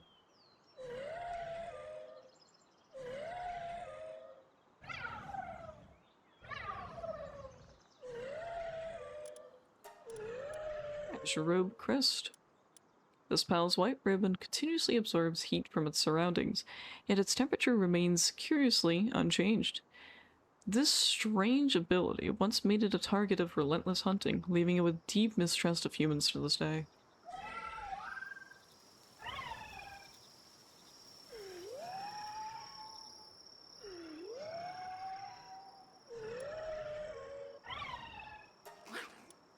Number 42, Spark It. During the dry season, this pal is always on the verge of blowing a fuse. Sparks can fly with even the slightest provocation, even amongst allies.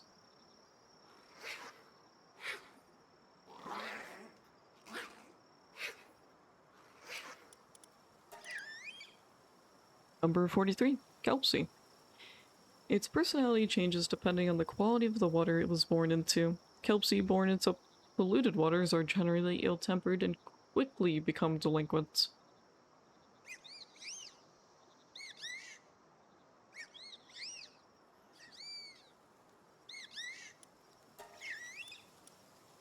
Kelpsie Ignis. Its personality changes depending on the temperature of the water it was born into. Kelpsie born in warm waters generally have a passionate, motivated personality.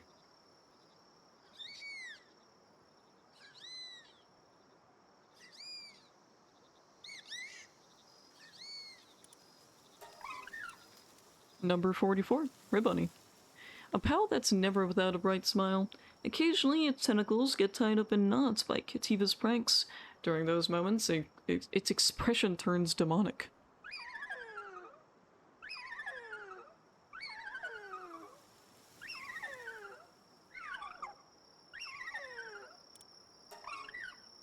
Ribbonny Bottom always wears a cheerful smile. Sometimes, thanks to Katiba's pranks, they end up entangled in tentacles and have to fight their way out. Even in tough situations, they keep smiling cheerfully.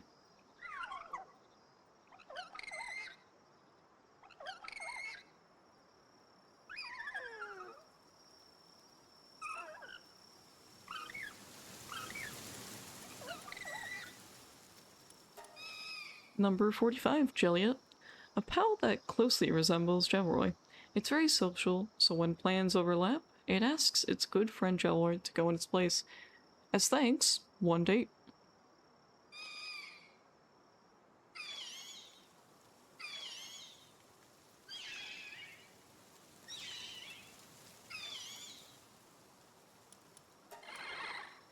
A pal. Oh, hold on. Let me start with the number.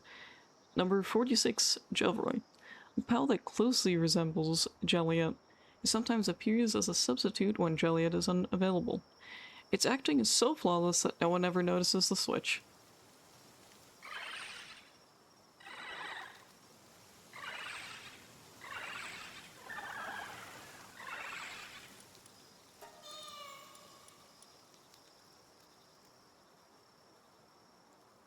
Number 47, Amayon. If one disappears, another simply shows up to take its place, and life goes on like nothing happened. For Amion, companionship is everything.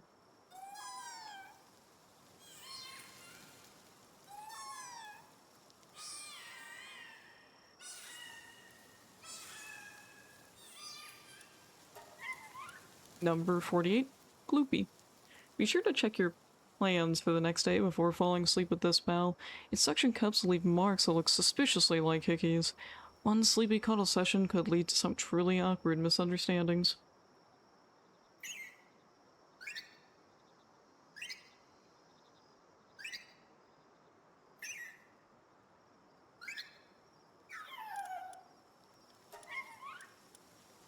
Loopy Primo.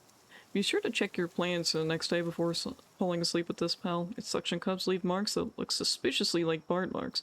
One sleepy cuddle session could lead to some truly unnecessary concern.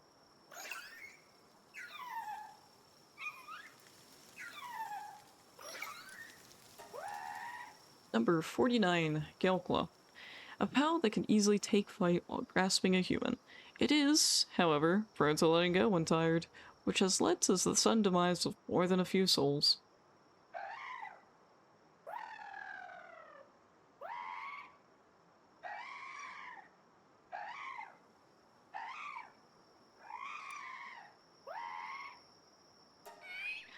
Number 50, Whisper. The ghostly hands behind it embody the souls of all humans who have raised its kind. Lately, they seem to have reached a unanimous consensus to dote on Whisper.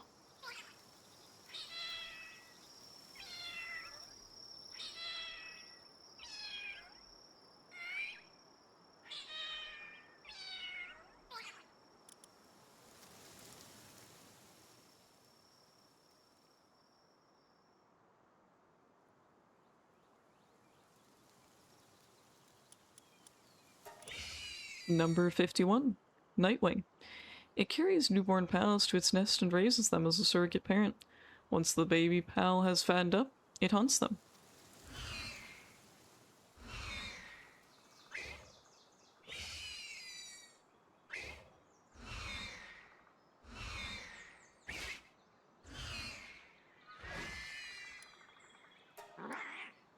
Number 52. Tombat. Often appears out of the blue to flaunt its prized wings in front of other pals. Although this appears to be an intimidation tactic, the pal seems to derive some kind of pleasure from the display.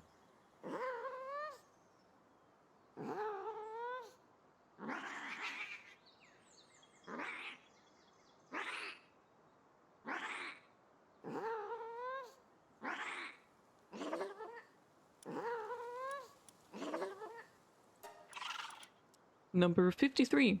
Toko Toko.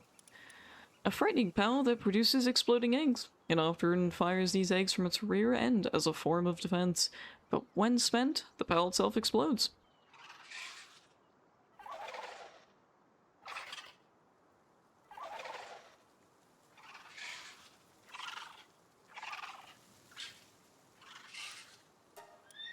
Number 54. Univolt. It used to be considered an emissary of the Thunder God, and thus was not hunted by people. However, after witnesses observed one die from a lightning strike, its reverence faded, and it quite literally fell into the role of a workhorse.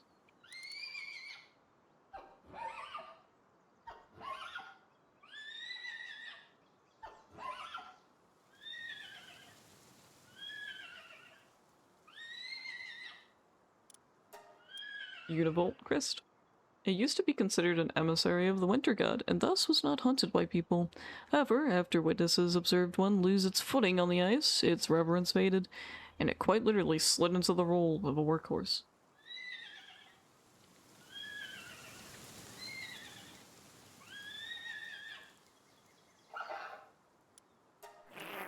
Number 55. Gobfin. Long ago, it was a giant and powerful aquatic mammal. However, as food became scarce, it evolved to live on land.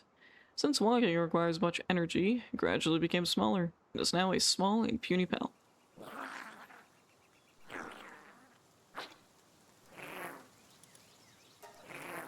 Gobfin Ignis. Long ago, it was a giant and powerful aquatic pal. However, as food became scarce, it evolved to live on land. Since walking burns many calories, it astonishingly awakened its power to control fire.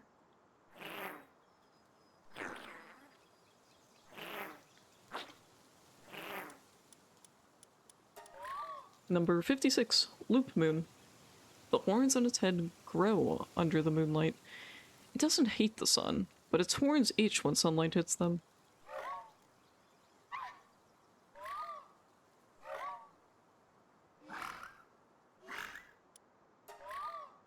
Loop Moon Christ.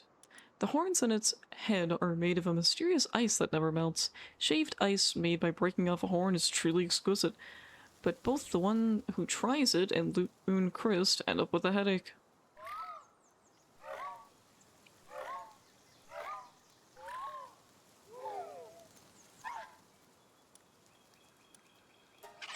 Number 57. Cognito.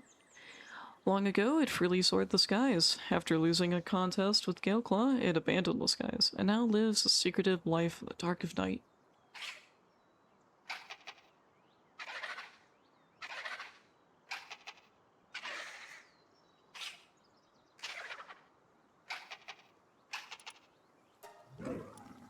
Number 58.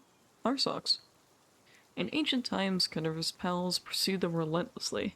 The absurd fury and the cries of Arsox transformed into a raging inferno, which has been passed on to this day.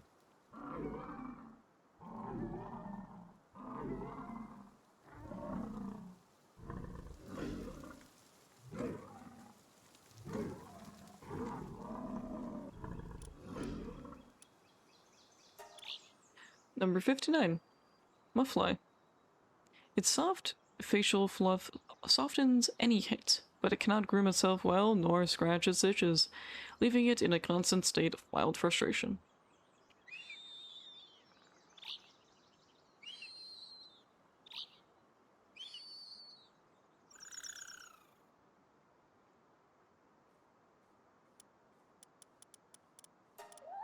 Number 60. Bristla. This prickly pal's thorns are highly poisonous. It is friendly with Cinnamoth and only smiles while a Cinnamoth is drinking its nectar.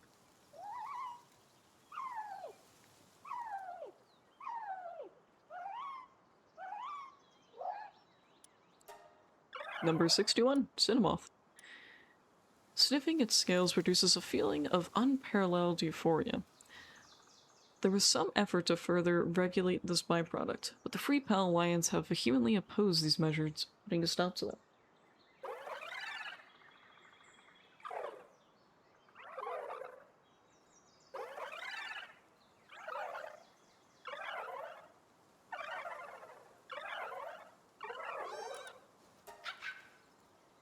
Number 62, Puffled. Its fluffy fur absorbs tremendous amounts of water when soaked.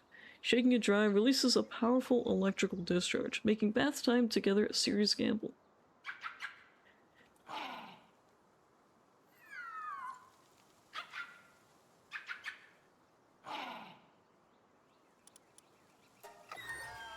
Number 63, Alphadran. It possesses a demeanor as pure as its appearance suggests. Perhaps because of this, it is sometimes unable to discern good from evil, often allowing wrongdoers to take advantage of it.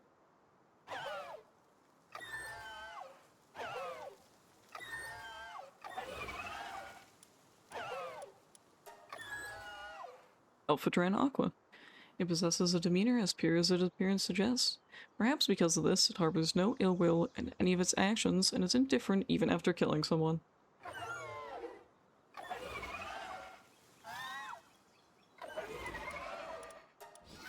Number 64, Vandworm. The melodies of a flute made from the exoskeleton of a vandworm are said to cross whole mountain ranges. In ages past, such flutes were used to signal an attack.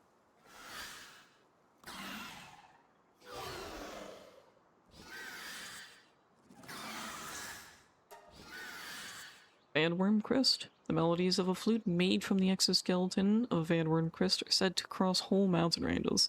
In ages past, such flutes were used to signal victory in battle.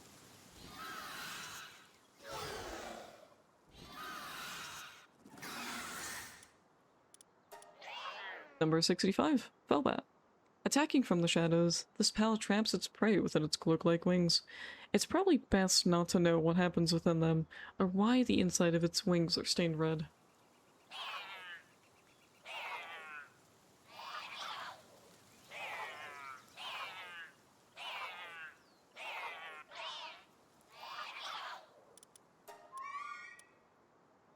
Number 66, Valen. The castle was filled with the king's favorite flowers. Great battle ensued. The flames approached the castle. Amidst the chaos, the spirit of flower appeared from the fairy tale, the king's flower.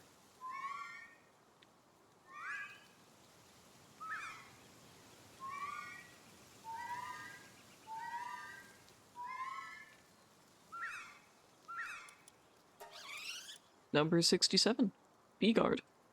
A servant that pledges loyalty to Elizabeth. Any that cause harm to the queen are immediately expelled from the hive. It will gladly give its life to protect its queen.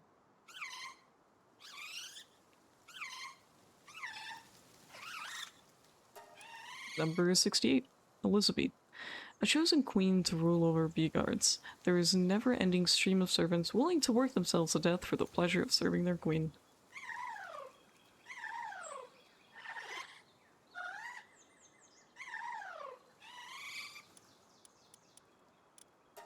Number 69, Lovander. Seeking a knight of love, it is always chasing someone around. At first, it only showed interest in other pals, but in recent years, even humans have become the target of its debauchery.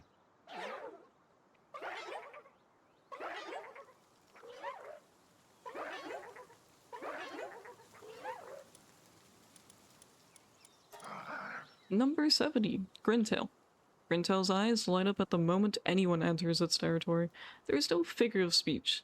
Its eyes literally light up.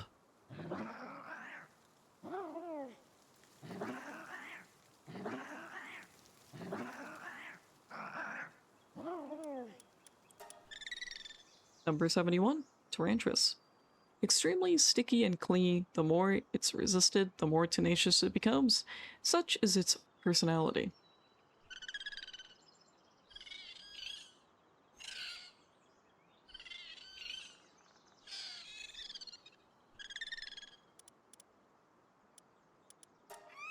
Number 72, Polo Among Polo-pups, the fastest slider on the snow earns the highest respect. Sometimes, a too forceful leap sends one tumbling from the sky, a common sight during territorial season.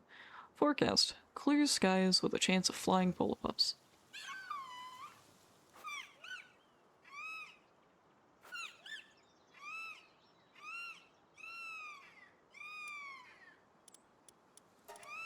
Polopoptera. Among Polopopteras, the fastest slider in the snow earns the highest respect.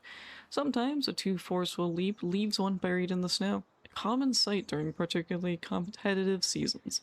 Traffic forecast: heavy Polopoptera congestion.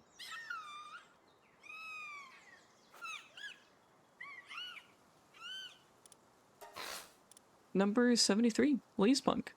A pal that always takes great care to maintain a stylish stance, always on the hunt for the coolest poses. If given a mirror, it will spend all day posing in front of it.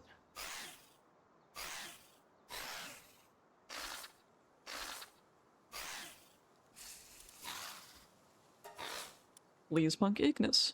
A pal that has an unusual obsession with their standing posture, always in search of the hottest pose. This pal's owner is constantly presented with fervent stances.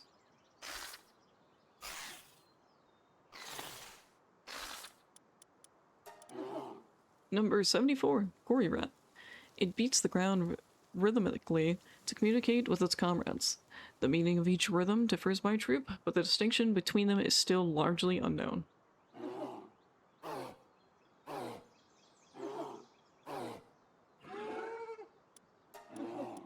Gory Rat Terra.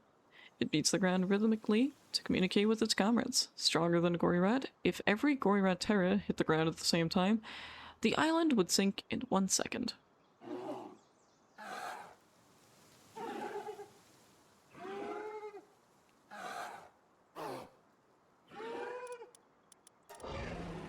Number 75, Surfin. Its hydrodynamic form is well suited for activities on water. Poachers often catch them and use them in place of surfboards.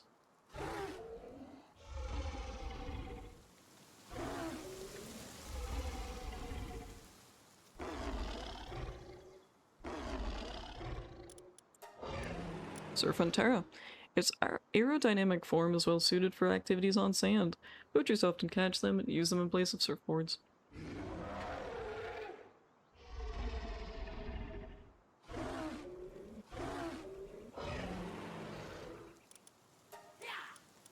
Number 76, Robinquill. A pal that is very similar to humans who hunt and live in the forests. It may prove to be a key for understanding what pals are and how they diverged from humans in the distant past.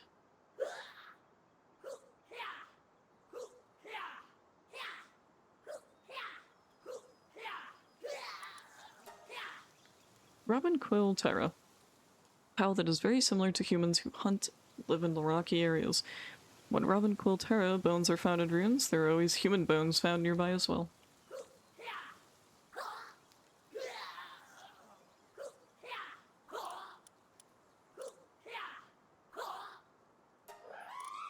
Number 77, Floppy.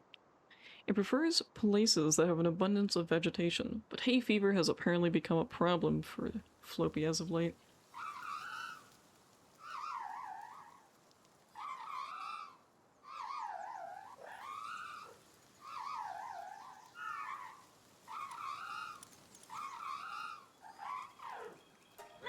Number 78, Wixen.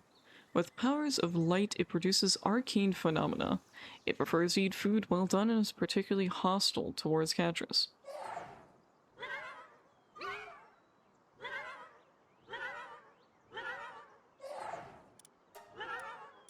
Wixen not. Due to its upbringing, it no longer cares about whether its food is cooked enough. This pal stopped worrying about those details, just prefers its food to be as sweet as possible. Not on good terms with Catras Ignis.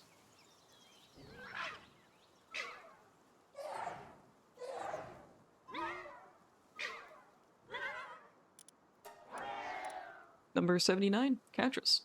With the power of shadows, it produces arcane phenomena. It prefers to eat food raw and is particularly hostile towards Wixen.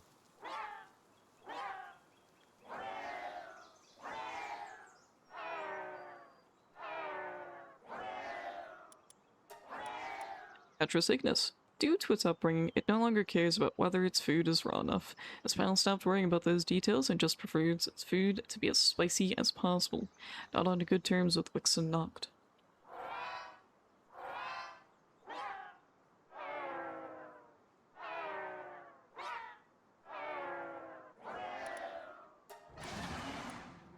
Number 80, Hellzephyr. It calls forth lightning from the depths of hell. Those who die from Hellzephyr's lightning are sure to have their souls sent to the underworld.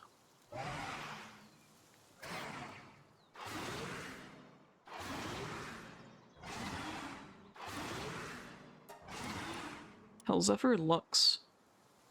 It calls forth the lightning from the depths of hell. While considered a subspecies of Hellzephyr, there's a theory that suggests Hellzephyr Lux, struck by lightning from hell, will transform into Hellzephyr.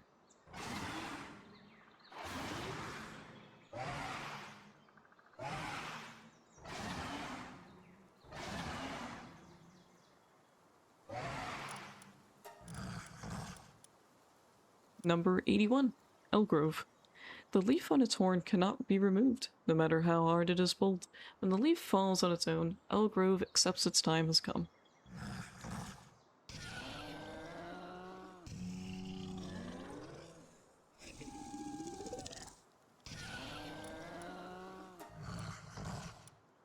Elgrove Crest. Its frozen horn stays solid through its life. When water begins to drip from this ice, Elgrove Crest feels the chill of its own life slipping away.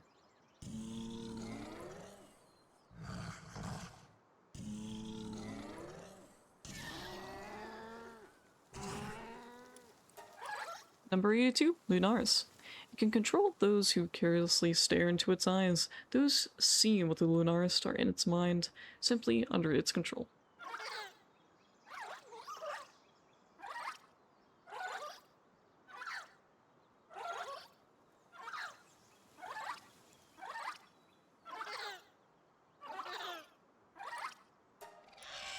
Number 83, Fanglope. In ages past, its beautiful visage was a common sight in paintings. As time passed, its beautiful pelt and antlers were often seen in works of art.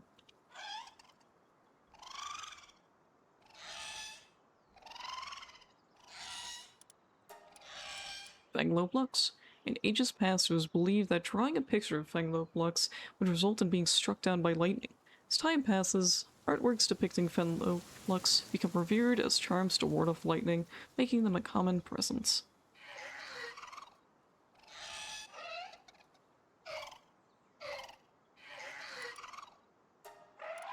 Number 84, Dinosaur. A pal who once angered cannot be pacified. It rages on and on like an inferno. The phrase, step on a dinosaur's tail, has come to mean enraging someone.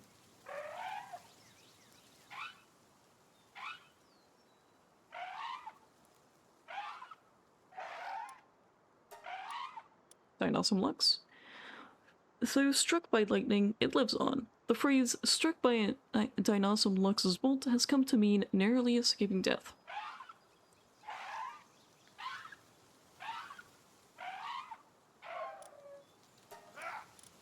Number 85, Bushi.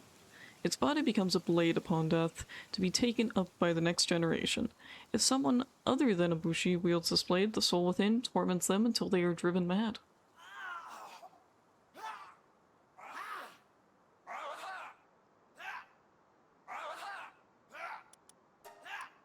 Bushi not. Its body becomes a blade upon death, to be taken up by the next generation. If the Bushi who inherits it has a weak heart, the voices of the dead will drive it mad. The madness turns it into a Bushi Noct that endlessly wanders.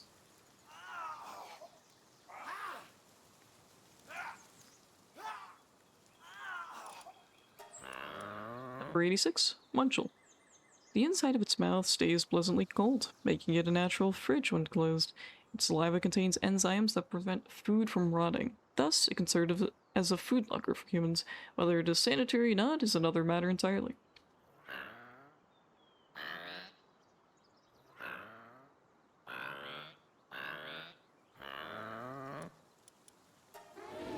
Number 87, Mammorest.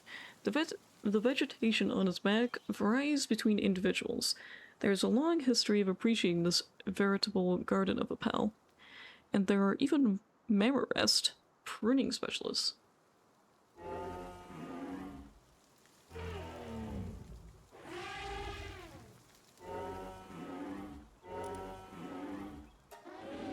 Everest crest. The vegetation on its back varies between individuals. There was a time when seeds of presumed extinct plants were found still frozen on the back of Everest crest.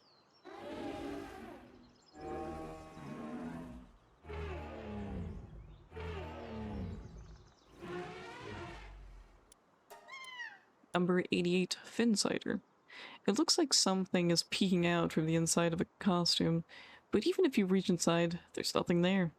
In fact, you can keep reaching deeper and deeper. Perhaps the universe itself lies within.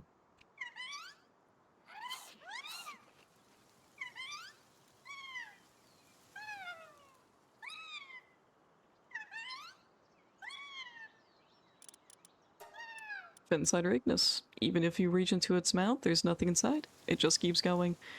Thinking it might be an interdimensional space, one researcher tried climbing in like a sleeping bag. When the gag reflex kicked in, they realized it's definitely part of the creature's body.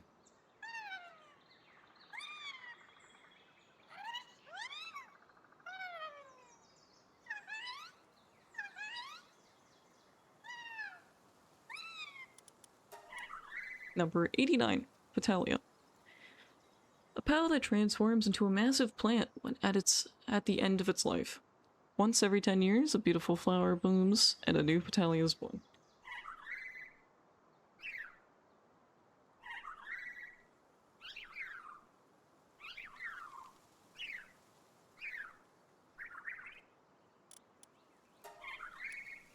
Petalia ignis. A pal that burns away into a pile of ash upon the end of its life, the surrounding soil becomes incredibly fertile, allowing an abundance of vegetation to thrive for the following decade.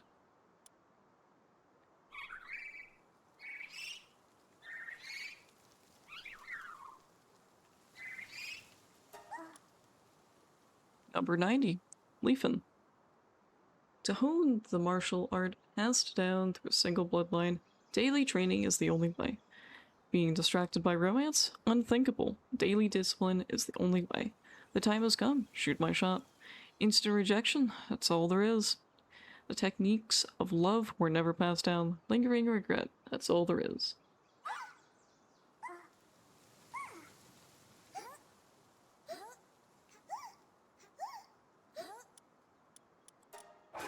Number 91, Incineram.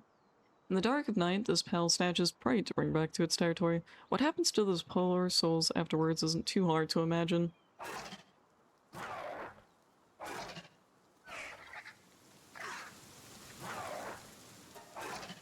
Incineram knocked.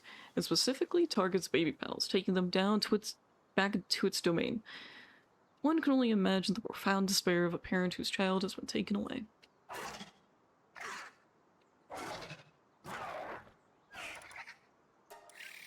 Number 92, Dazi.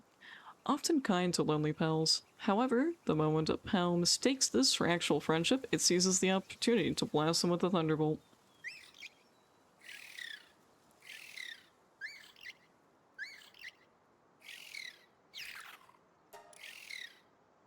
Dazi knocked. Often kind to lonely pals, it plots to lure them into dropping their guard before striking them down. Yet, unable to find the right moment, it ends up making friends with them instead.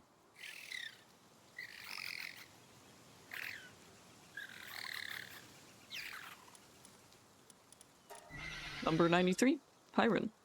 Its entire body has evolved into a highly efficient radiator, gifting it with astonishing stamina.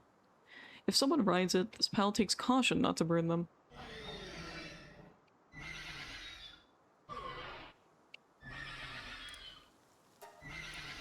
Pyron knocked. It burns mysteriously dark matter's energy and expels the remaining particles from its body. If someone rides it, they should take great care so as to not gallop down the path of darkness.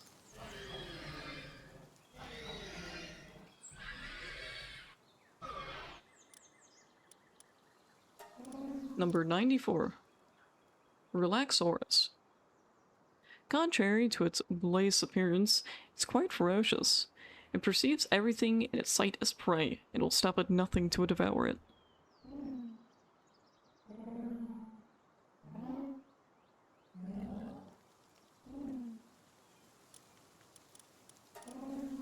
Relaxaurus Lux. One day, Relaxaurus had an idea. Maybe it was about time for a change. Just then, an electric shock raced through its body.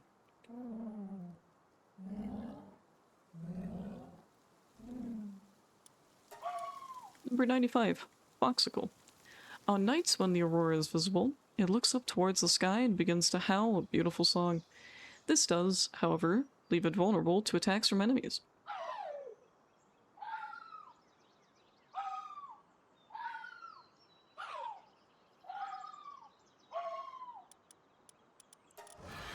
Number 96. Beacon. Some think it is a related species to Ragnarok, but there is in fact no connection. Using its sharp beak, it descends on its prey in a quick motion that resembles a bolt of lightning.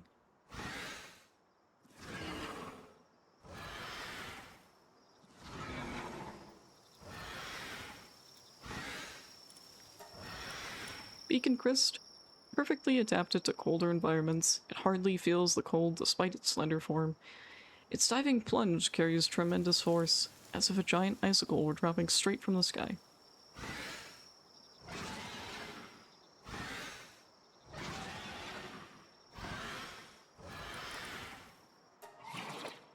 Number 97. Gangler. With its shining lure, it illuminates the darkness. The wandering pals are drawn in by the light stand, no chance of escape once spotted by Gangler. No matter how far, it will keep guiding them until they get home safe and sound.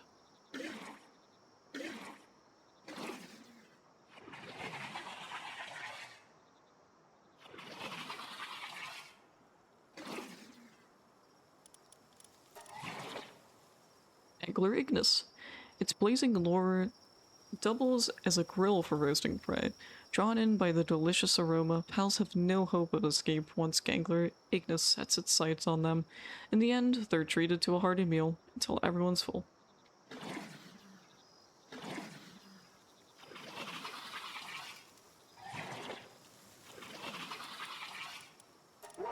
Number 98.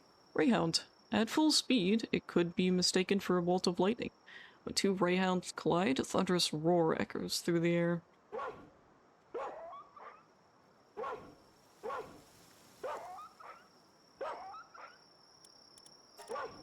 Greyhound Crest. Sprinting across the tundra at full speed kicks up a blinding blizzard, leading to constant Greyhound Crest collisions due to zero visibility.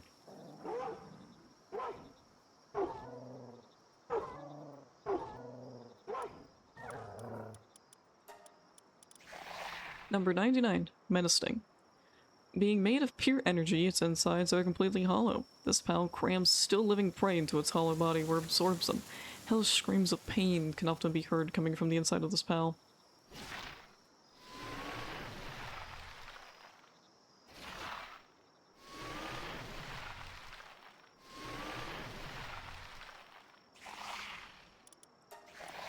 Menacing Tarot. Being made of pure energy, its insides are completely hollow. It stuffs earth and minerals into its outer shell, achieving overwhelming mass. Those who are struck by it can only let out hellish groans.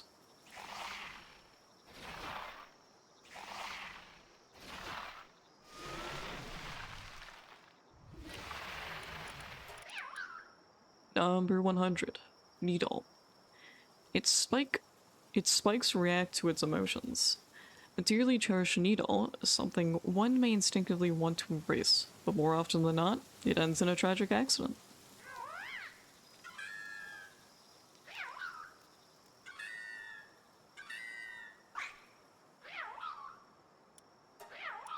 Needle knocked.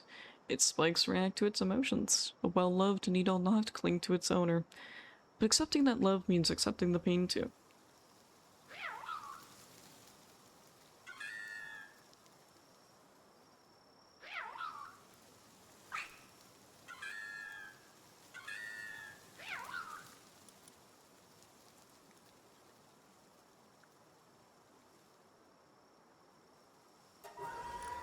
Number 101. Raindrix. Its transparent cerulean antlers glow with the cold of absolute zero. Any who touch them with their bare hands are instantly frozen and smashed to pieces.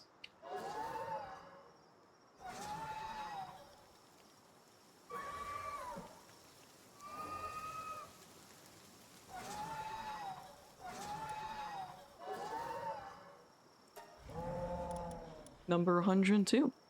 Masanda. A pal so powerful it's hard to believe.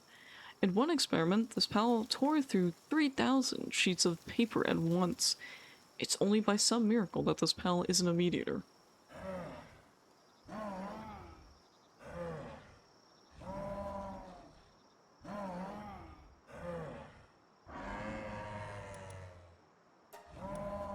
Masanda Lux.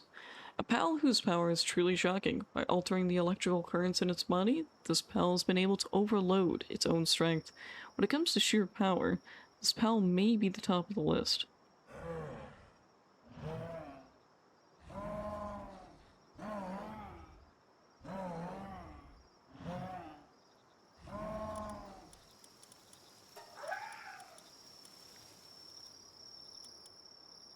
Number 103. Chillette. It can curl up its body and roll around at extremely high speeds. Long ago, people would tie bags of milk to domesticated Chillette as they grazed to reduce butter, using this spinning force.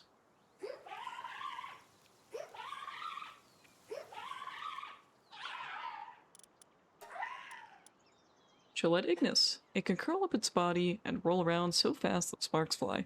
Sparks also fly when it feels excited. If you stroke it too much, this pal will get fired up, literally.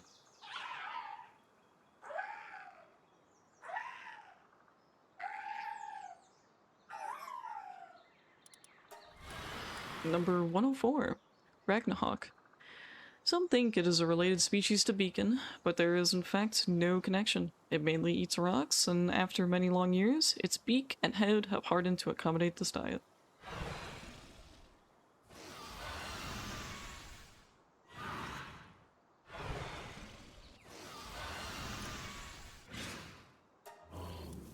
Number 105. Moldrin. In a healthy individual, the lava on its back flows smoothly.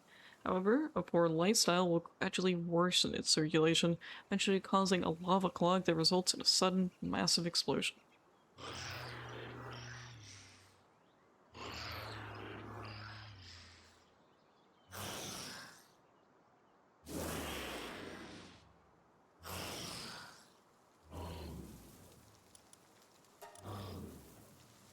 Boldron Crest.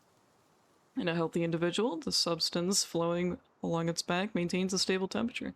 However, if its heartbeat quickens, the temperature destabilizes, eventually triggering vaporization or crystallization that results in a sudden abrupt death from shock.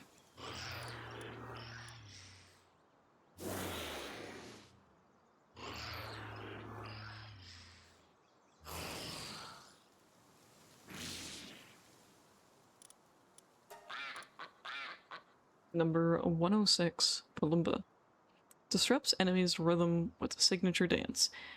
In turf battles, the first to fall in sync with the others, a rhythm loses. Courtship, boredom, battle, it all comes down to dance. Now then, what could a dance aimed at a human possibly mean?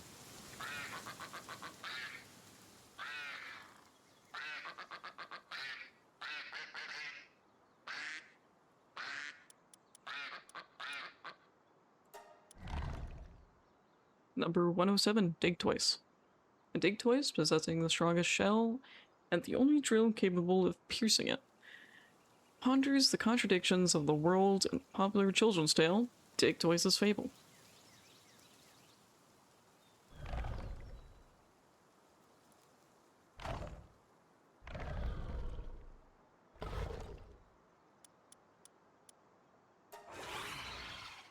Number 108. Broad Cherry. Its scent drastically changes before and after pairing. It exudes a pleasing aroma after finding a partner, which is called the fragrance of first love.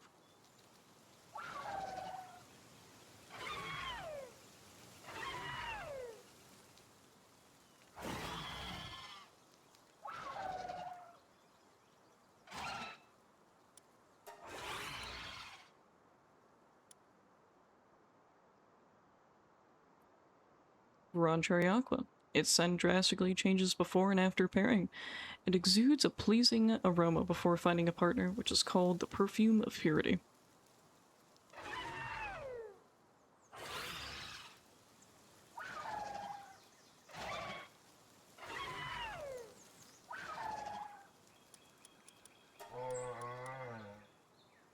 Number 109, Dew Mud. When too relaxed, its reaction time drastically declines. Even if it were sliced from head to tail, it probably wouldn't even realize that it should be dead until the next morning.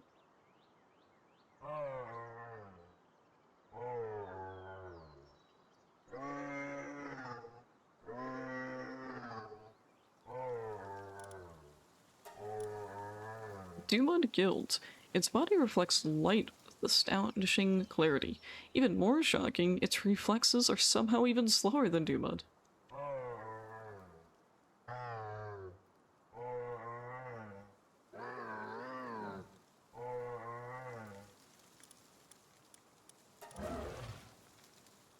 Number 110, Berloha.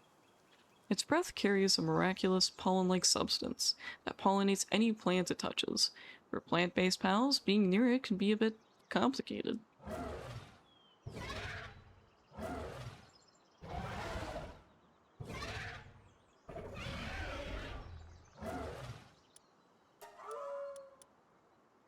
Number 111, Kitsune.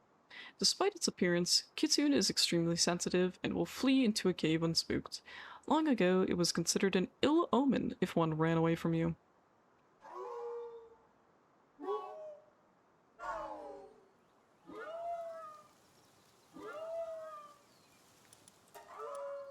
Kitsune Noct. Despite its appearance, Kitsune Noct is extremely sensitive and will flee into a cave when spooked. It has become quite gloomy from being shut in for too long.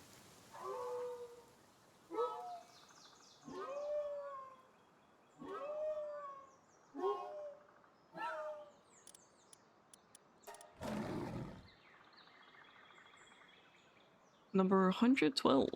Blaze Hell. While it prefers raw meat, it always ends up eating well done meat. This is due to its blistering claws, which it uses as its weapon. It simply doesn't realize its prey gets burned to a crisp.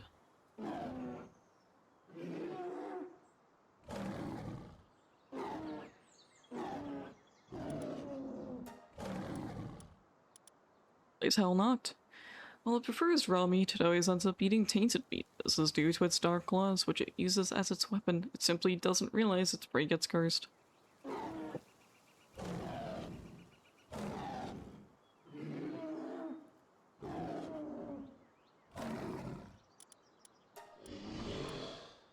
Number 113, Warsect. The ultra-hard armor surrounding its body is extremely strong and heat-resistant. Even a napalm blast would hardly leave a scratch.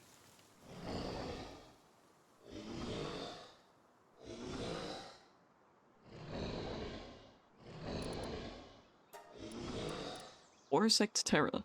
The ultra-hard armor surrounding its body is extremely strong and heat-resistant. It doesn't flinch even if a mammoth steps on it.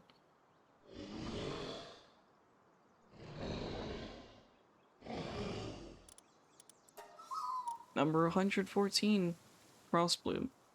So precise is its sense of time that it awakens at the exact same hour every morning. According to Palpagos lore, day was divided into 24 parts because when Frostbloom spreads its tail feathers wide, it reveals a pattern with 24 distinct spaces.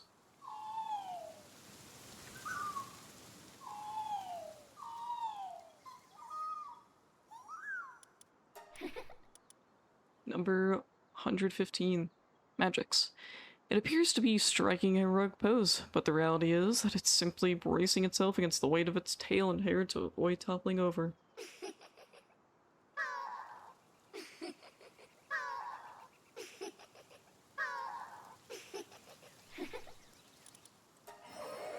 Number 116, Siblix. A pal that likes the rain and will often bask in rain showers until the weather clears up. On rainy days, foxmarks can often be found taking shelter beneath it.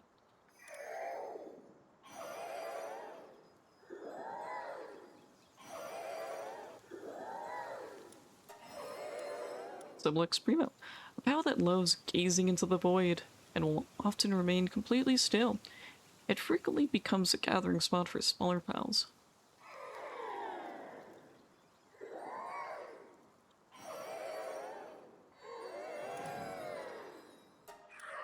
Number 117, Wraith.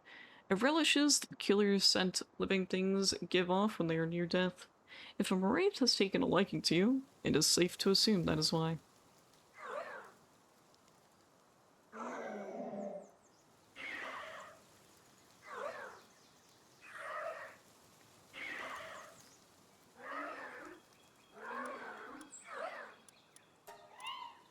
Number 118, Shroomer.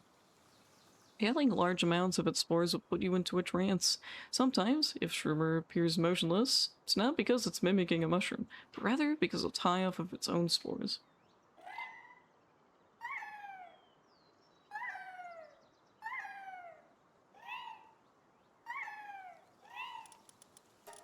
Shroomer Noct. The abundance of spores released by this pal blocks out sunlight. Sometimes, if Shroomer Noct appears motionless, it's not because it's mimicking a mushroom, but rather because its own spores don't let it see anything. Number 119, Iceland. Though its body melts in the heat, it just can't resist sunbathing. Though its body melts in the warmth, it likes hot springs too much. If it's going to melt anyway, it hopes it'll be in a steaming outdoor bath under a clear blue sky.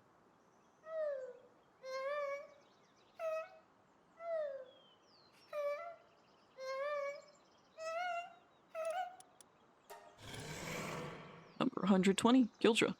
The golden bandage-like organs covering its body are highly elastic.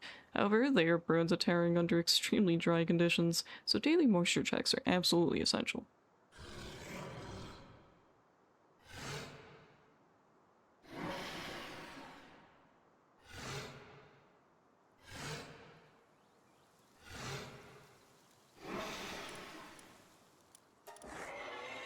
Number 121, Yormantide. Legend says the Yormantide was once a wise man who, after being wrongly convicted and cast into a whirlpool, returned as this pal to annihilate the kingdom.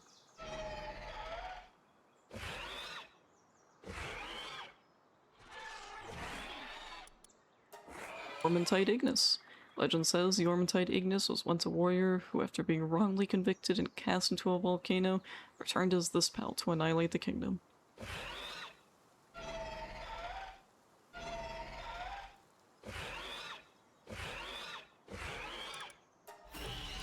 Number 122, Suzaku. It is once believed to usher in the drought season. Whenever there was a drought in the previous years, people would relentlessly seek to cull its numbers, hoping to bring about a plentiful harvest in the next year.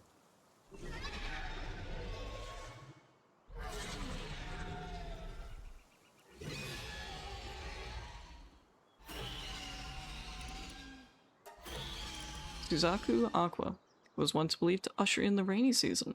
Whenever there was a flood in the previous year, people would relentlessly seek to cull its numbers, hoping to avert disaster in the coming year.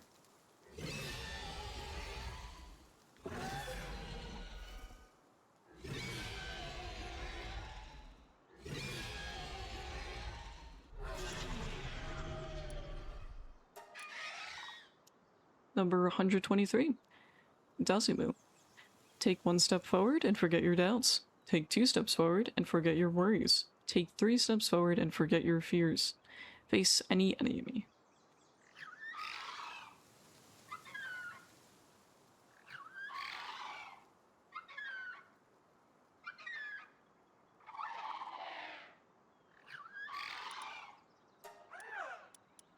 Number 124, Wyvern. Sleeping while cuddling a wyvern is said to be a heavenly experience, but there are some who have been crushed and sent to heaven by ones that toss and turn in their sleep.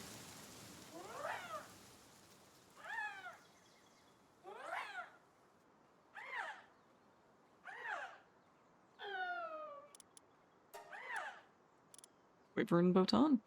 When you hug Wyvern Botan, if it smells like sunshine and meadows, tomorrow will be sunny. If it smells damp, tomorrow will be wet and miserable.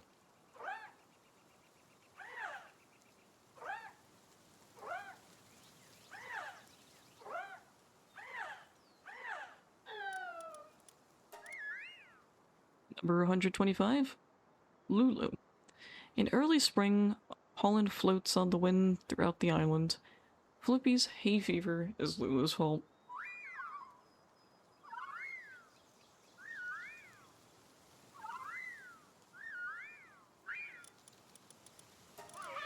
Number 126, Kikit. A decade ago, Kikit soccer was popular. However, it quickly fell out of favor due to fierce opposition from the Free Pal Alliance. Nevertheless, Kikits themselves didn't mind because it helps shed their old carapace.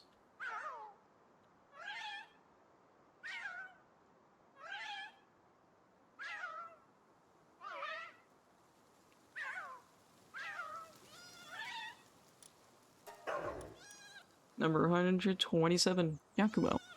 It has a strong sense of justice and despises evil. In the past, they were faithful and loving companions to the islanders. Nowadays, Yakumus are hostile to humans whenever they spot them.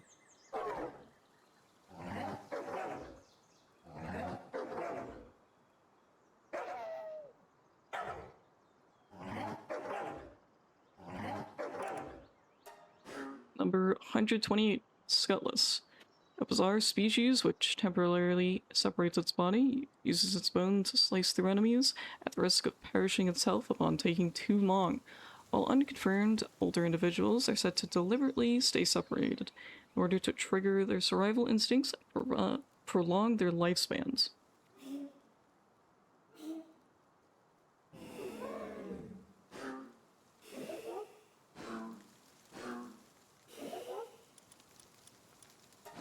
Skutless ignis. A bizarre species which temporarily separates its body and uses its bones to slice through enemies at the risk of perishing itself upon taking too long. While unconfirmed, older individuals are said to deliberately stay separated in order to trigger their survival instincts and prolong their lifespans.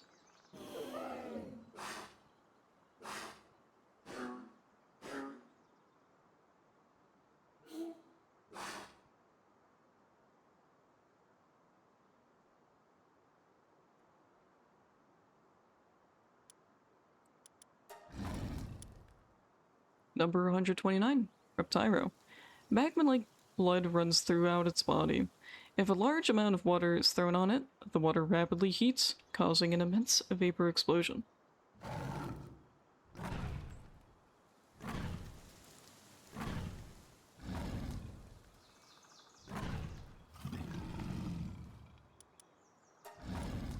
Tyrocrest. Ice cold blood runs throughout its body. If heated rapidly, its blood evaporates, causing an immense vapor explosion.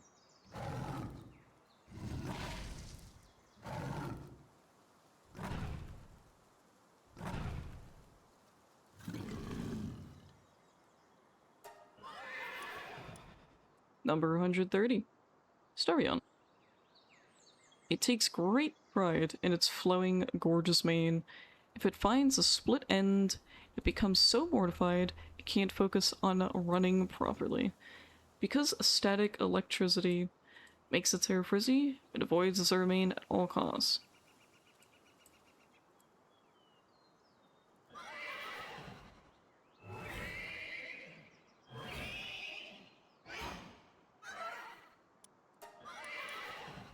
Starion Primo takes great pride in its glowing, gorgeous mane. If it gets even slightly dirty, it becomes so mortified it can't focus on running properly. Because skin oils ruin its coat, it wants to avoid being touched too much, even by its favorite pal tamer.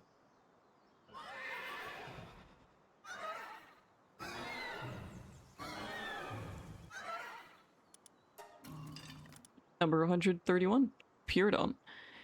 It smashes its body against harder rocks to maintain its preferred shape. Those with noticeable dents are best left alone, much like people with a botched haircut.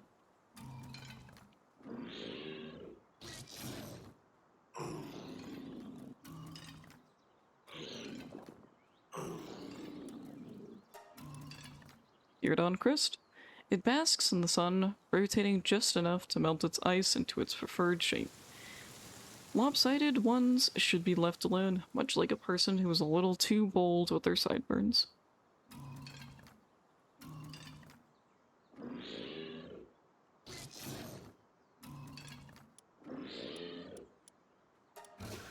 Number 132, Cryolinx.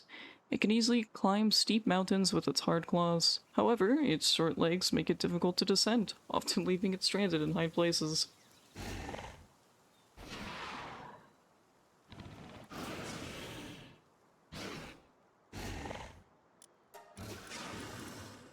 Cryolinx terra. It can easily carry many items with its large hands. However, its short legs slow its pace, often leaving it overtaken by nightfall.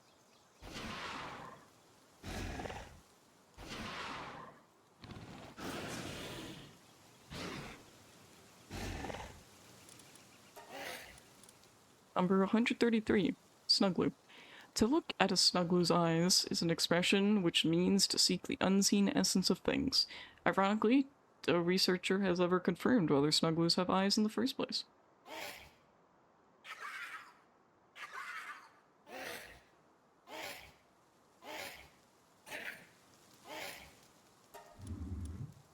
Number 134, Wumpo. Researchers once tried to shave off its hair to reveal its true form. In the end, only hair was left, and as if that was all there was to begin with.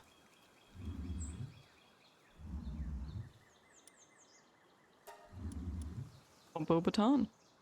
Researchers once tried to cut the grass off its body to reveal its true form. In the end, only grass was left, as if that was all there was to begin with.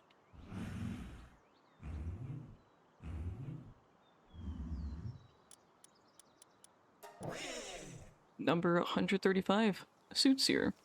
It was once believed that as the world approached its end, the flame would weaken. Doomsayers would repeatedly rejoice when the flames began to weaken, but in the end, it turned out to be a prank by Soothseer, at least for now.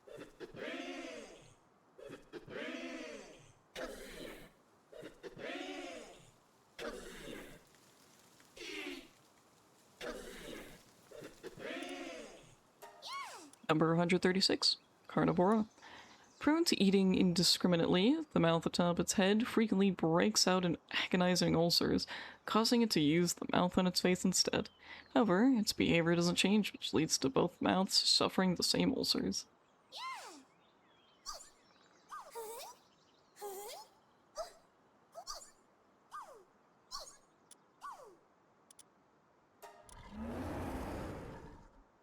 Number 137, Blazamut.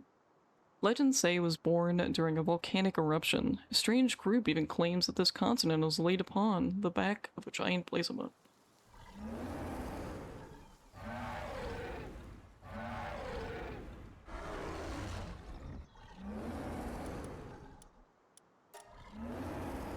Blazamut Ryu. Long ago, it emerged from the depths of the earth, relentless, raging flames showing no mercy. It burned the entire island until nothing remained. It was known as the Eternal Flame.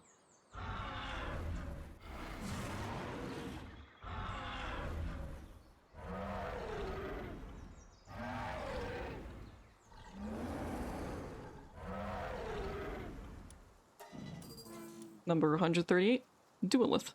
One entity, two minds. When their wills clash, it's impossible to tell where the armor will wander until they reconcile.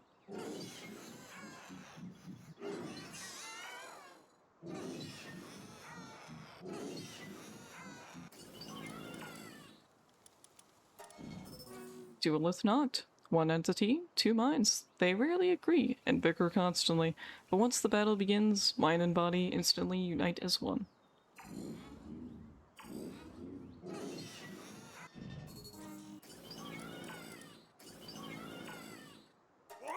Number 139, Anubis. Once seen as a symbol of nobility and an idol for those who shunned wealth and power, yet over time, the spell became a token of death.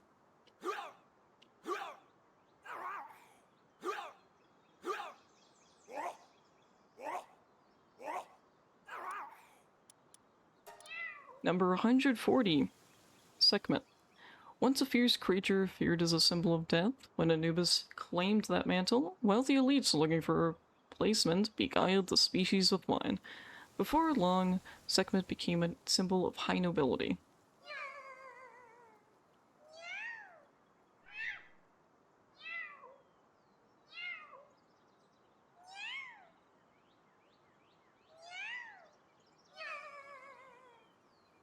Alright, because we're getting towards the end, I need to get more water and stretch my legs for a bit, and then we'll finish these.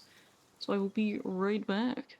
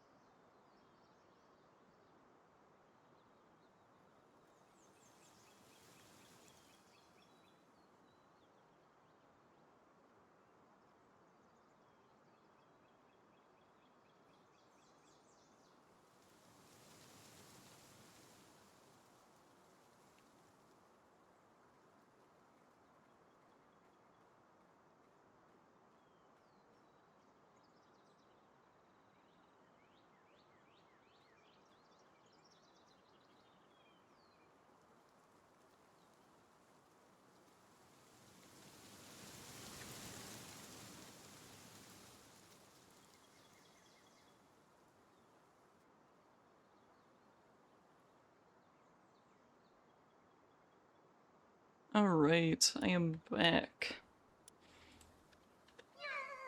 Meow.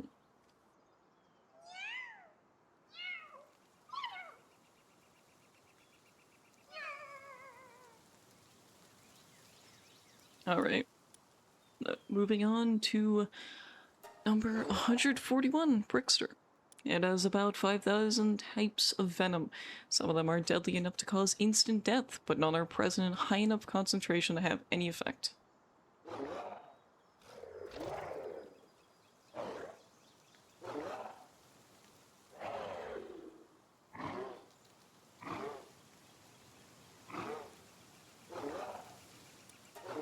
Brickster locks and pierces foes with its tail to deliver an electric jolt directly into their bodies. However, the current it generates is extremely weak, so a simple punch would do far more damage.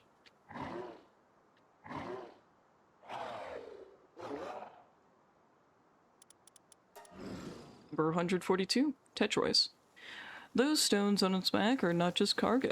Set them down somewhere distant and they will slowly make their way back home.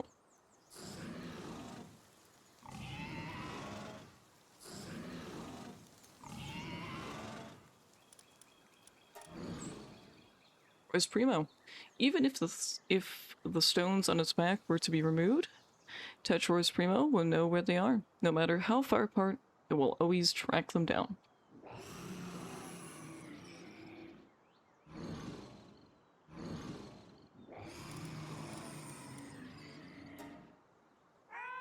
Number 143, Niafia. Strongly dislikes anyone catching a glimpse of its concealed eye. If you insist on trying, it'll burst into tears and ignore you for 2 weeks.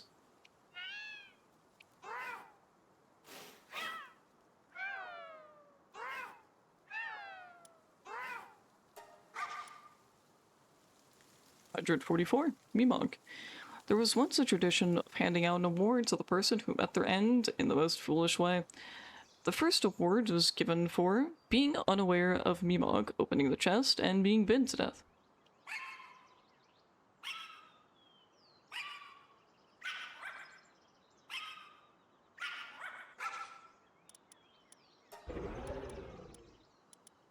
Number 145, Xenovator.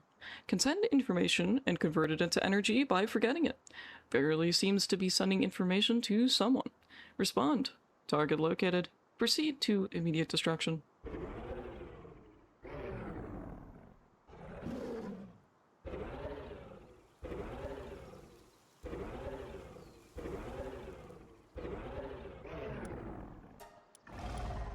Number 146, Xenoguard.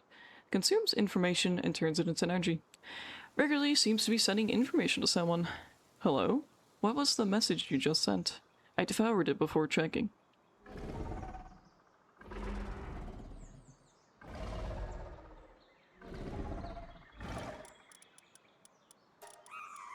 Number 147, Prunelia. Intelligent and graceful in its demeanor, it was frequently employed as an attendant by the island's nobles. However, when encountered at night, its face looked so eerie that it quickly fell out of favor.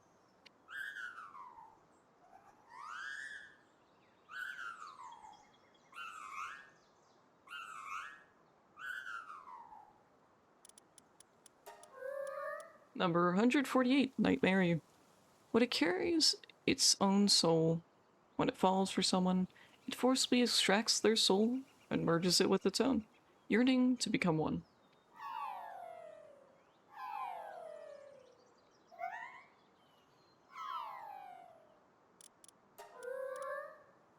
Nightmare Botan.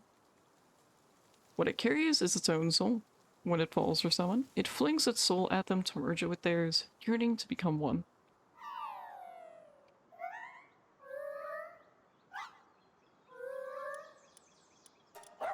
Number 149, Smoky.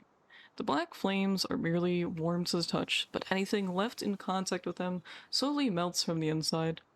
Hold some cheese over them, and it becomes a true delicacy.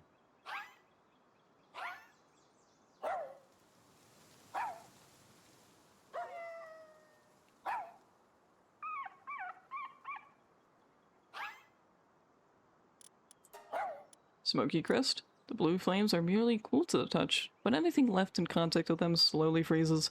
Hold a bottle over them, and you get a frozen milkshake.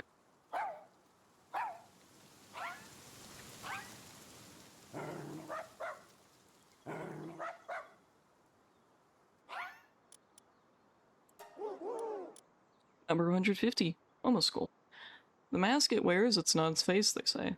It seems in front, but it's not there. No way.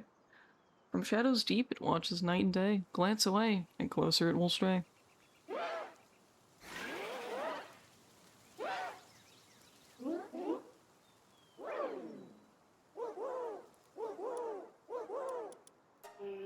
Number 151, Walaska. When it sleeps, pals often mistake it for a drifting piece of ice and rest on it.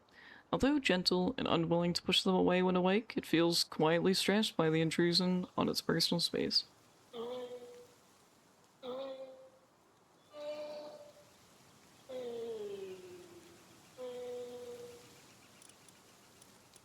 Alaska Ignis. Determined never to be mistaken for drift ice again, it turned bright red through sheer will. Unfortunately, some pals can't see red, so despite its efforts, its personal space continues to be invaded.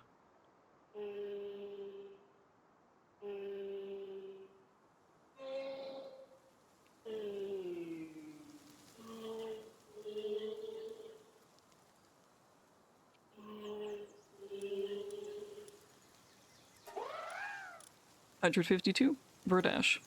Land that Verdash does run across becomes extremely fertile, with thick vegetation growing soon after. It will not run anywhere that herbicide has been used.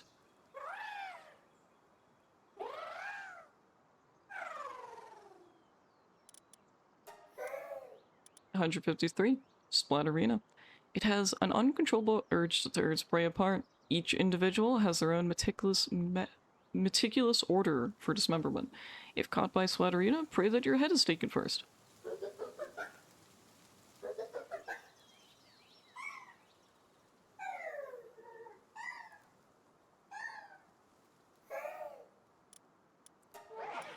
For 154, Gildane. During the golden age of alchemy on the island, its ever-glowing golden fur was highly prized as a catalyst for transmuting gold. In time, a remarkable revelation was made. The same golden hue could be achieved simply by processing its mane.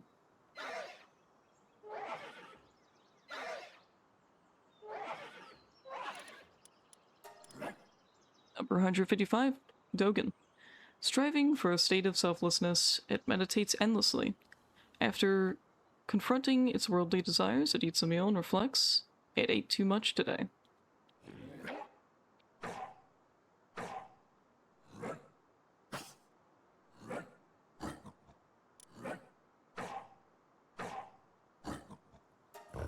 Number 156, Bulduso. In the old islands, a Bulduso sumo was widely enjoyed. At the highest levels, even a charging rush ore would be sent flying instead.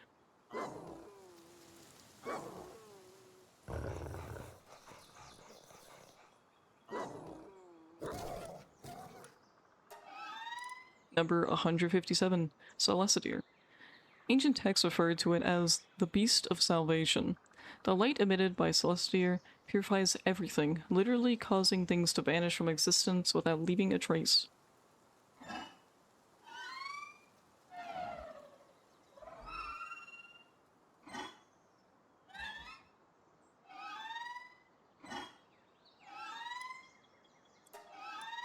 Celestier Noct. Where blinding radiance shines, dark shadows are born. It scatters an all-enveloping darkness to reclaim the chaos that ought to be. Balance is what the world requires.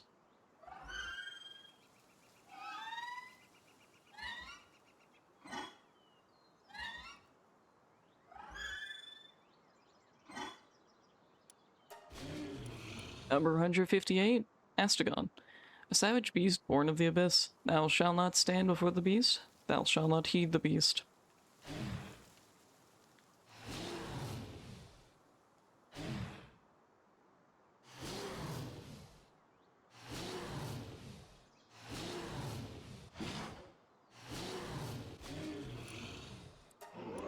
Number 159, Noklum. can be disassembled into 215 parts. It is capable of being reassembled and functioning again, even if the parts are scattered. Mixing parts from different individuals will trigger a malfunction due to mistaken identity.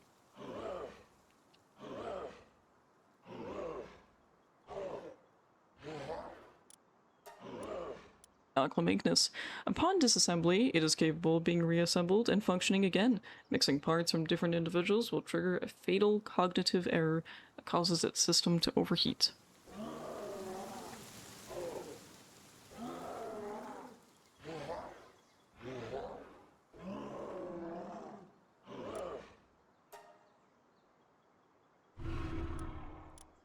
Number 160, Sylvagus. The metallic components around its neck possess magnetic properties. If the leg pieces get too close, they cling to it. When the metal debris builds up on its neck, it grudgingly begins cleaning and grows frustrated when they won't come off easily.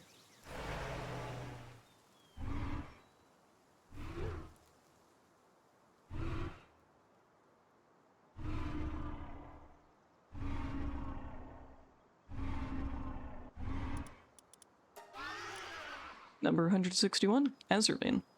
Like Univolt, it was once believed to be connected to the Thunder God. As faith in Univolt waned, Azurvane was deemed the god's true envoy. Even so, time reduced both to the same lowly status of ordinary workhorses.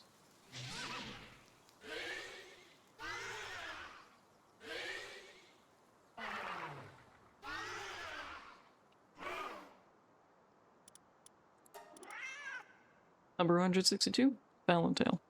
In older paintings, it is depicted as much smaller than it is today. For reasons unknown, various parts of its body have begun to elongate rapidly in recent years and is predicted to reach nearly 10 times its current size within the next century.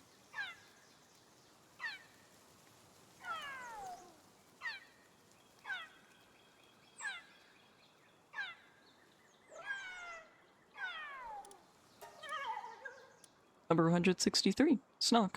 Tossing a Snock into the bath for a shock spa is considered a traditional health practice. That is to say, the results may be rather shocking.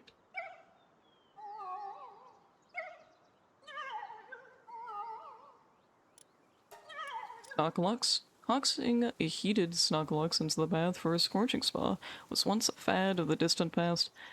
Owing it to a recent revival, it is now quite literally a hot trend.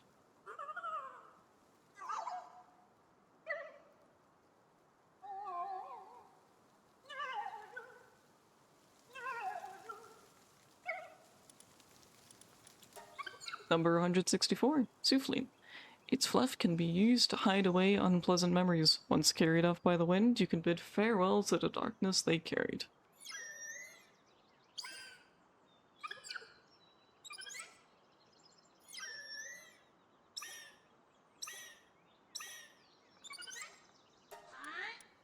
Number 165, Lamperon.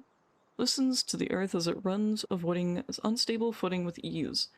However, uncooperative terrain will trick it into falling over constantly.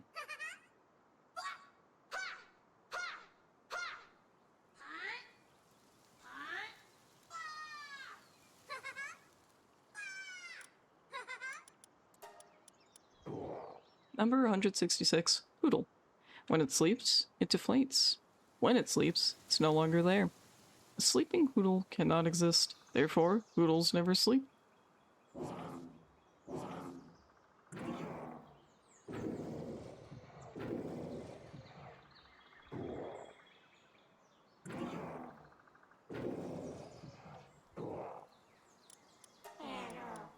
Number 167, Slowat. Doing as they please, sleeping when they wish, and eating whatever they like. Surely, Slowat must be toiling in secret to maintain such a luxury, or so the old islanders told themselves just to get by.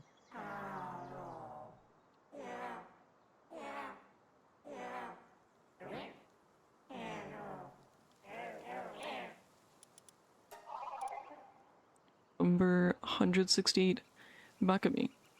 It lives entirely for the thrill of the scare, but is utterly unfrightening, as most cannot help but indulge with feigned surprise for its cuteness. Bakami now leaves a trail of smiles in its wake.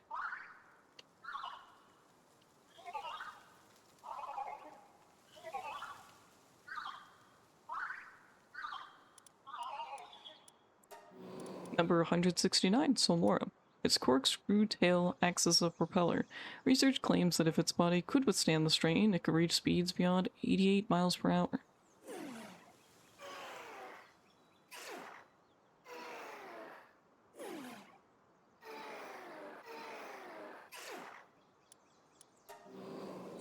Solmora lux. Its corkscrew tail acts as a propeller.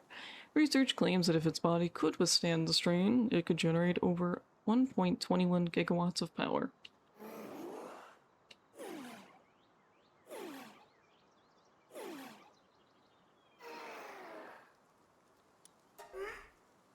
Number 170. Pure. It uses the long, flowing fur on its hands to attract attention, always taking the utmost care to keep them maintained, highly sensitive to dirt, and meticulously clean. Kicking up dust nearby will invite a very disgusted glare.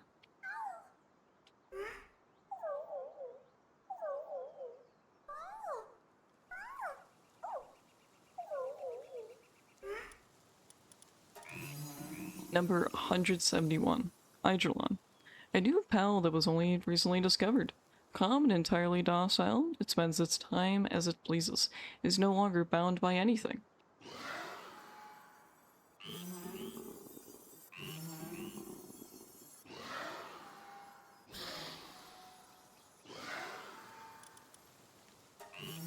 Eidolon Ignis, a new pal that was only recently discovered. It trusts nothing and no one, and its temperamental nature leads to it constantly venting its rage at the nearest target.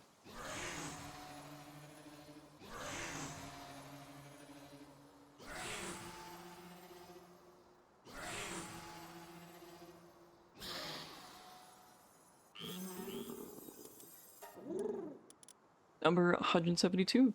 Dynamoth. With so little to eat at high altitudes, it will occasionally even feast on its enemies' brains. It is thought that groups seeking a more dependable food source descended to lower skies, ultimately diverging into Beacon.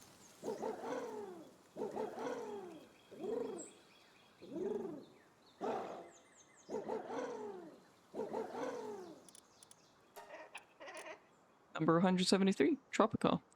While some say that it flails around to mimic flowers swaying in the wind to avoid predators, others argue that a crimson flower thrashing violently at high speeds is simply so unsettling that nothing dares approach it.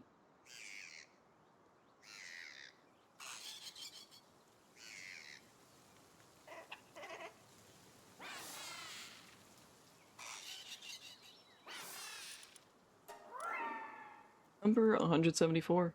Clerical.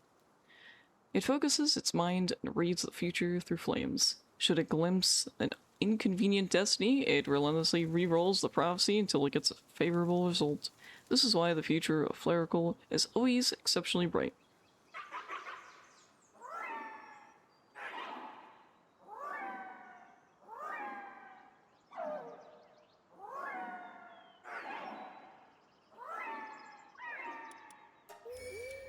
Number 175. Ophidia.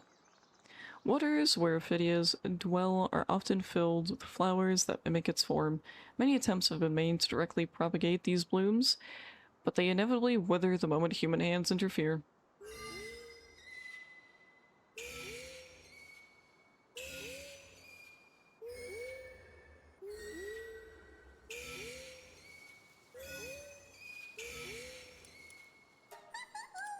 Number 176. Dupin. A copy it created might quietly replace it, leaving even the Dupin itself unsure whether it is still the original.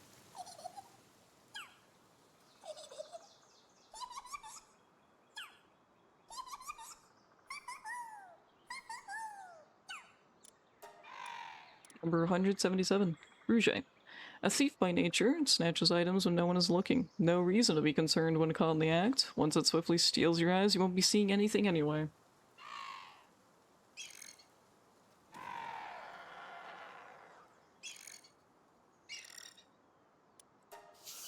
Number 178. Venusa. Whenever it's confused, it resorts to consulting with the snakes on its head. However, since they're all ultimately the same being, it comes to understand that nothing is understood.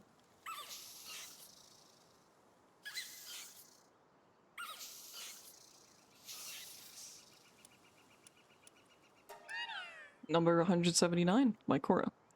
It views humans as nothing more than convenient parasitic hosts. The reason Makora has taken this form is to deceive humans into lowering their guard, allowing its spores to spread more efficiently.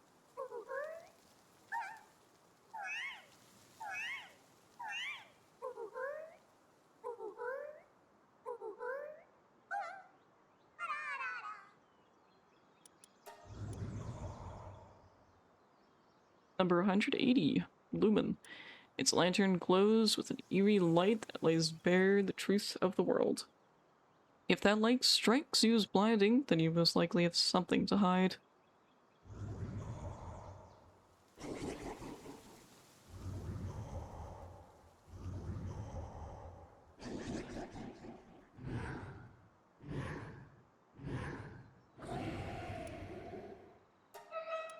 Number 181, Stella. At the end of its life, a new star appears somewhere in the skies, glowing with the white of its memories.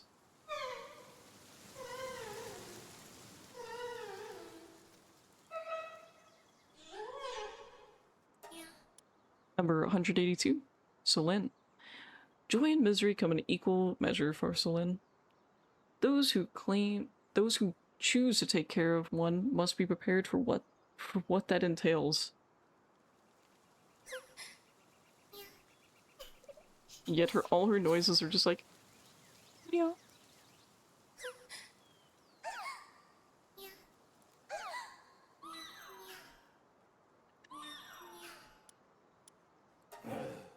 Number 183, Renjishi. At a glance, its movement appears exaggerated and full of openings. Strangely, however, any opponents become overwhelmed and become unable to look away, as if transfixed.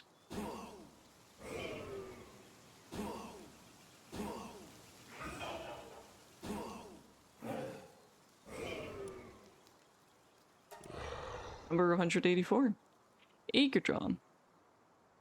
In ancient times, when means of communication were limited, the light within Aegodron's wings were used to send simple flash signals.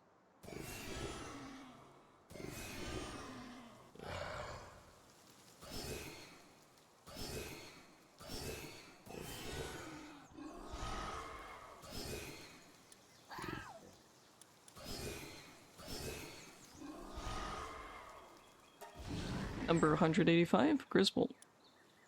With a friendly smile and a hearty physique, it is docile towards one it recognizes as a partner. For reasons unexplained, its personality undergoes a drastic change when wielding a minigun.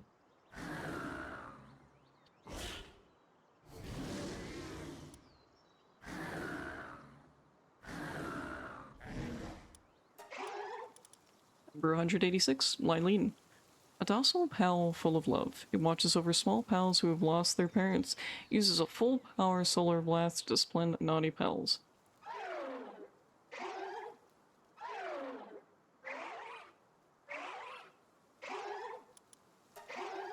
Lightly knocked, an elegant pal full of grace. It admonishes any who are disrespectful with a painful slap. Some pals actively seek out this punishment.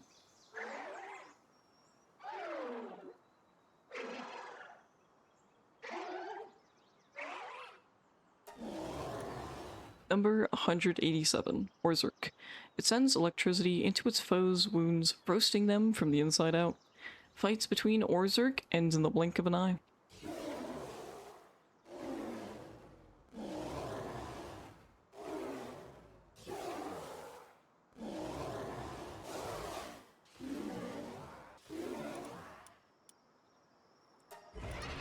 Number 188, Phalaris. When it finds its prey, it unleashes a whirlwind of flames, burning the entire area to ash. Phalaris' breath is known for its pleasant scent.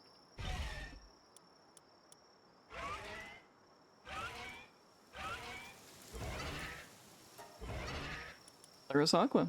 When it finds its prey, it unleashes a mighty torrent, sweeping the entire area. More often than not, the prey gets swept away in the chaos, leaving one to wonder whether this truly counts as hunting.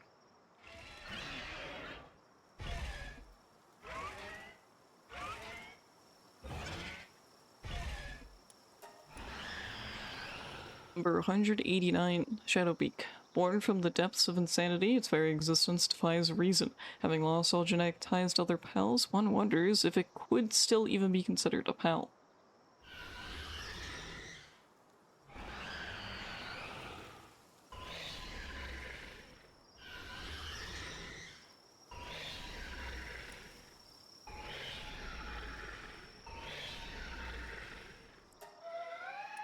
Number 190, Selene. The object floating behind, resembling the moon, is said to gradually become more circular with each passing generation. No one knows what will happen when the moon is full.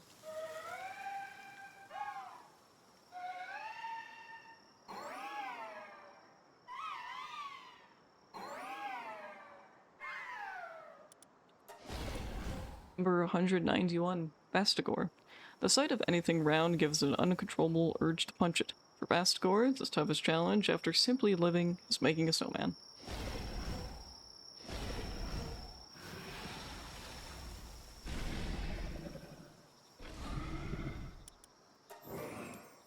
Number 192, Shalong. Its ring is reserved for a special occasion upon meeting its destined companion. The rings are traded, a symbol of their eternal partnership.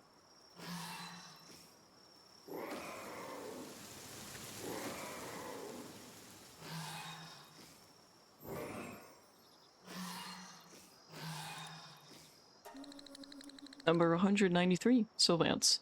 Since ancient times it has remained within the World Tree, continuing its vigil. What it protects and for what purpose, Sylvance does not know. After all, the World Tree will tell it everything. The spores it commands surely know who the enemy is.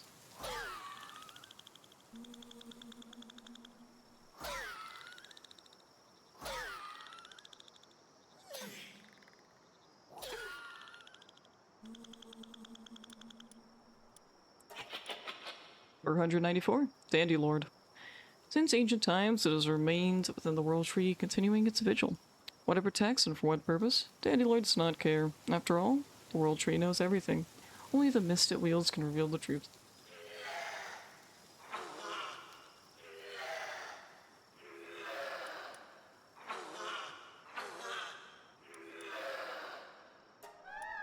Number 195, Belenoir. Without existing, she quietly gazed upon the world. One day she was seized with a longing to be seen. With unbridled lust for vengeance against reality, thus was born the Eclipse Siren.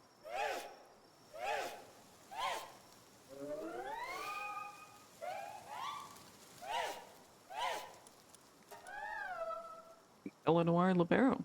With her desires set loose, she was soon overwhelmed. She longed for herself to gaze upon herself, and the sisters who gazed, resenting reality, were driven into the abyss and, at last, closed their eyes.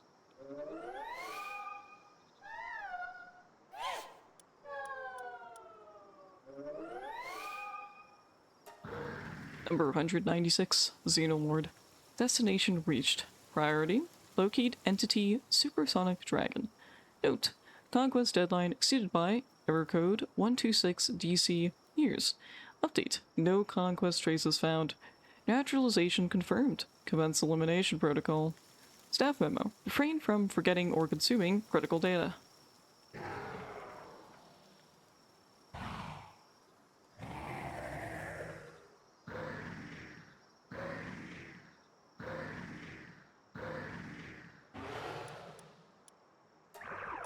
Number 197, Artalis. The silence is unsettling, yet strangely soothing. No one else remains. All have been delivered. O King of Salvation, carry me too into eternal stillness. The ancient text cuts off here.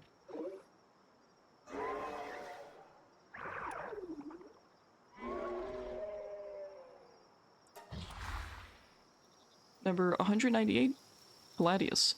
Once with Necromus, its gleaming form is free of all negative emotions. However, a glimmer of hatred can still be seen within its eye.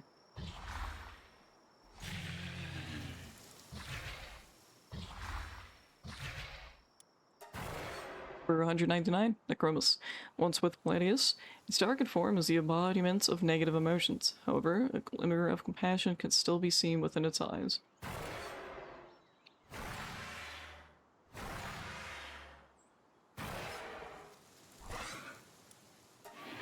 Number 200, Frostallion.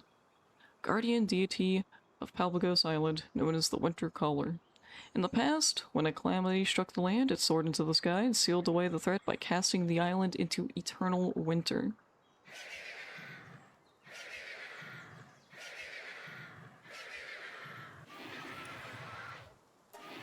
Frostallion Noct, guardian deity of Palpagos Island, known as the Nightcaller. In the past, when a calamity struck the land, it soared into the sky and sealed away the threat by casting the island into eternal darkness.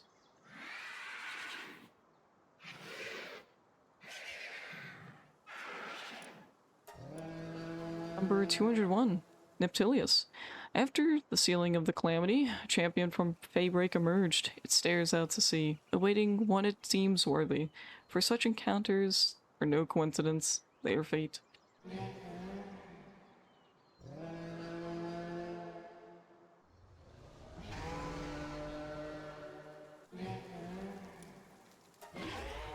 Number 202, Jet Dragon.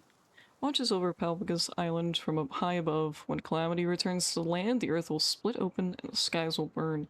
It is destined to strike down the calamity and flash of total destruction.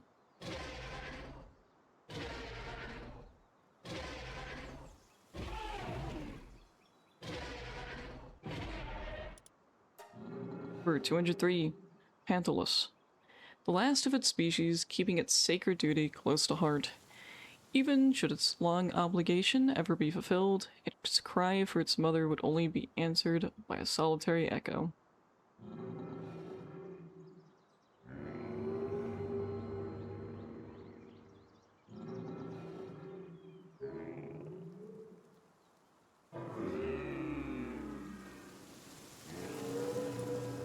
And now for the final ones. Number 204, Astralum. A shadow of its former self, this mysterious pal descended upon the Palpagos long ago, bringing ruin and calamity. It was sealed away for millennia until it was ultimately defeated by a certain pal tamer.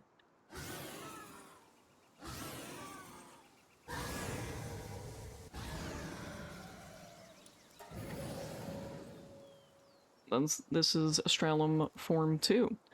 I never wanted to hurt anyone, I just wanted to be together. Just wanted to be there. But because that was forbidden, because they wouldn't forgive us, I decided I wanted a world for just the two of us.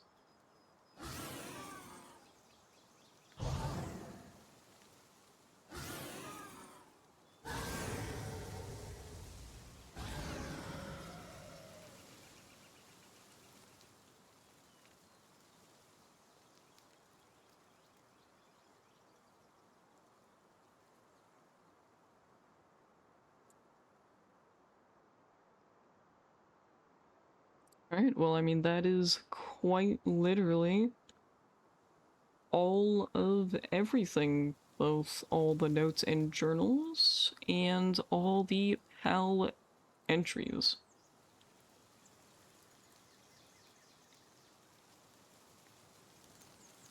Honestly, don't know which one's really my favorite. I kind of like all of them. Though there are definitely some in there that are kind of funny. Because a lot of them I've not read before. So, I've read all of them now.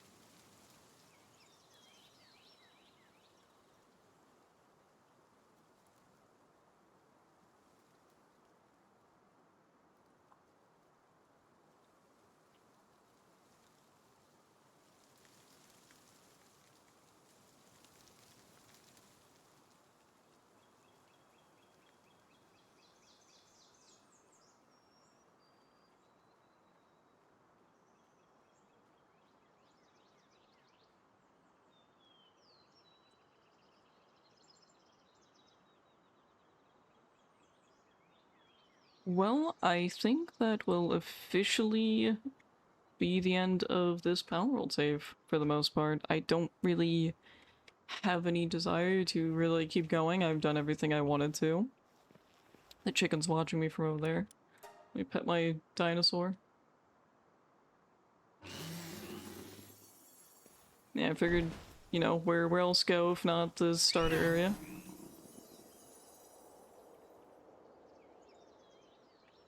Because there were a lot of places I could have gone, but I feel like starter area was probably the overall best.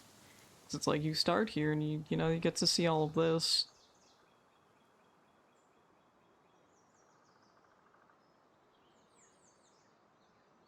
helped a lot. I'm very glad I came back to the game. The story was definitely worth it.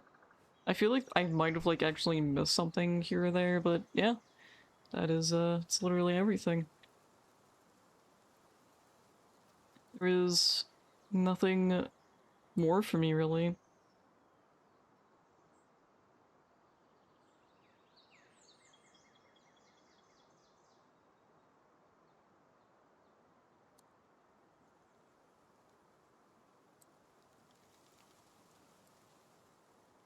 And with that will be the end of today's stream. Going to send you all over to Leo. Leo's playing some Happy's Humble Burger something. Uh, as always, my socials, where I post when I go live, Discord server, and the raid message. Alright, y'all. I hope you all have a good rest of your day. I'm very glad I was able to do this reading of everything. I'm uncertain what I'll be doing now that I'm done with Palworld, but something, I imagine. As always, have a good rest of your day, and goodbye.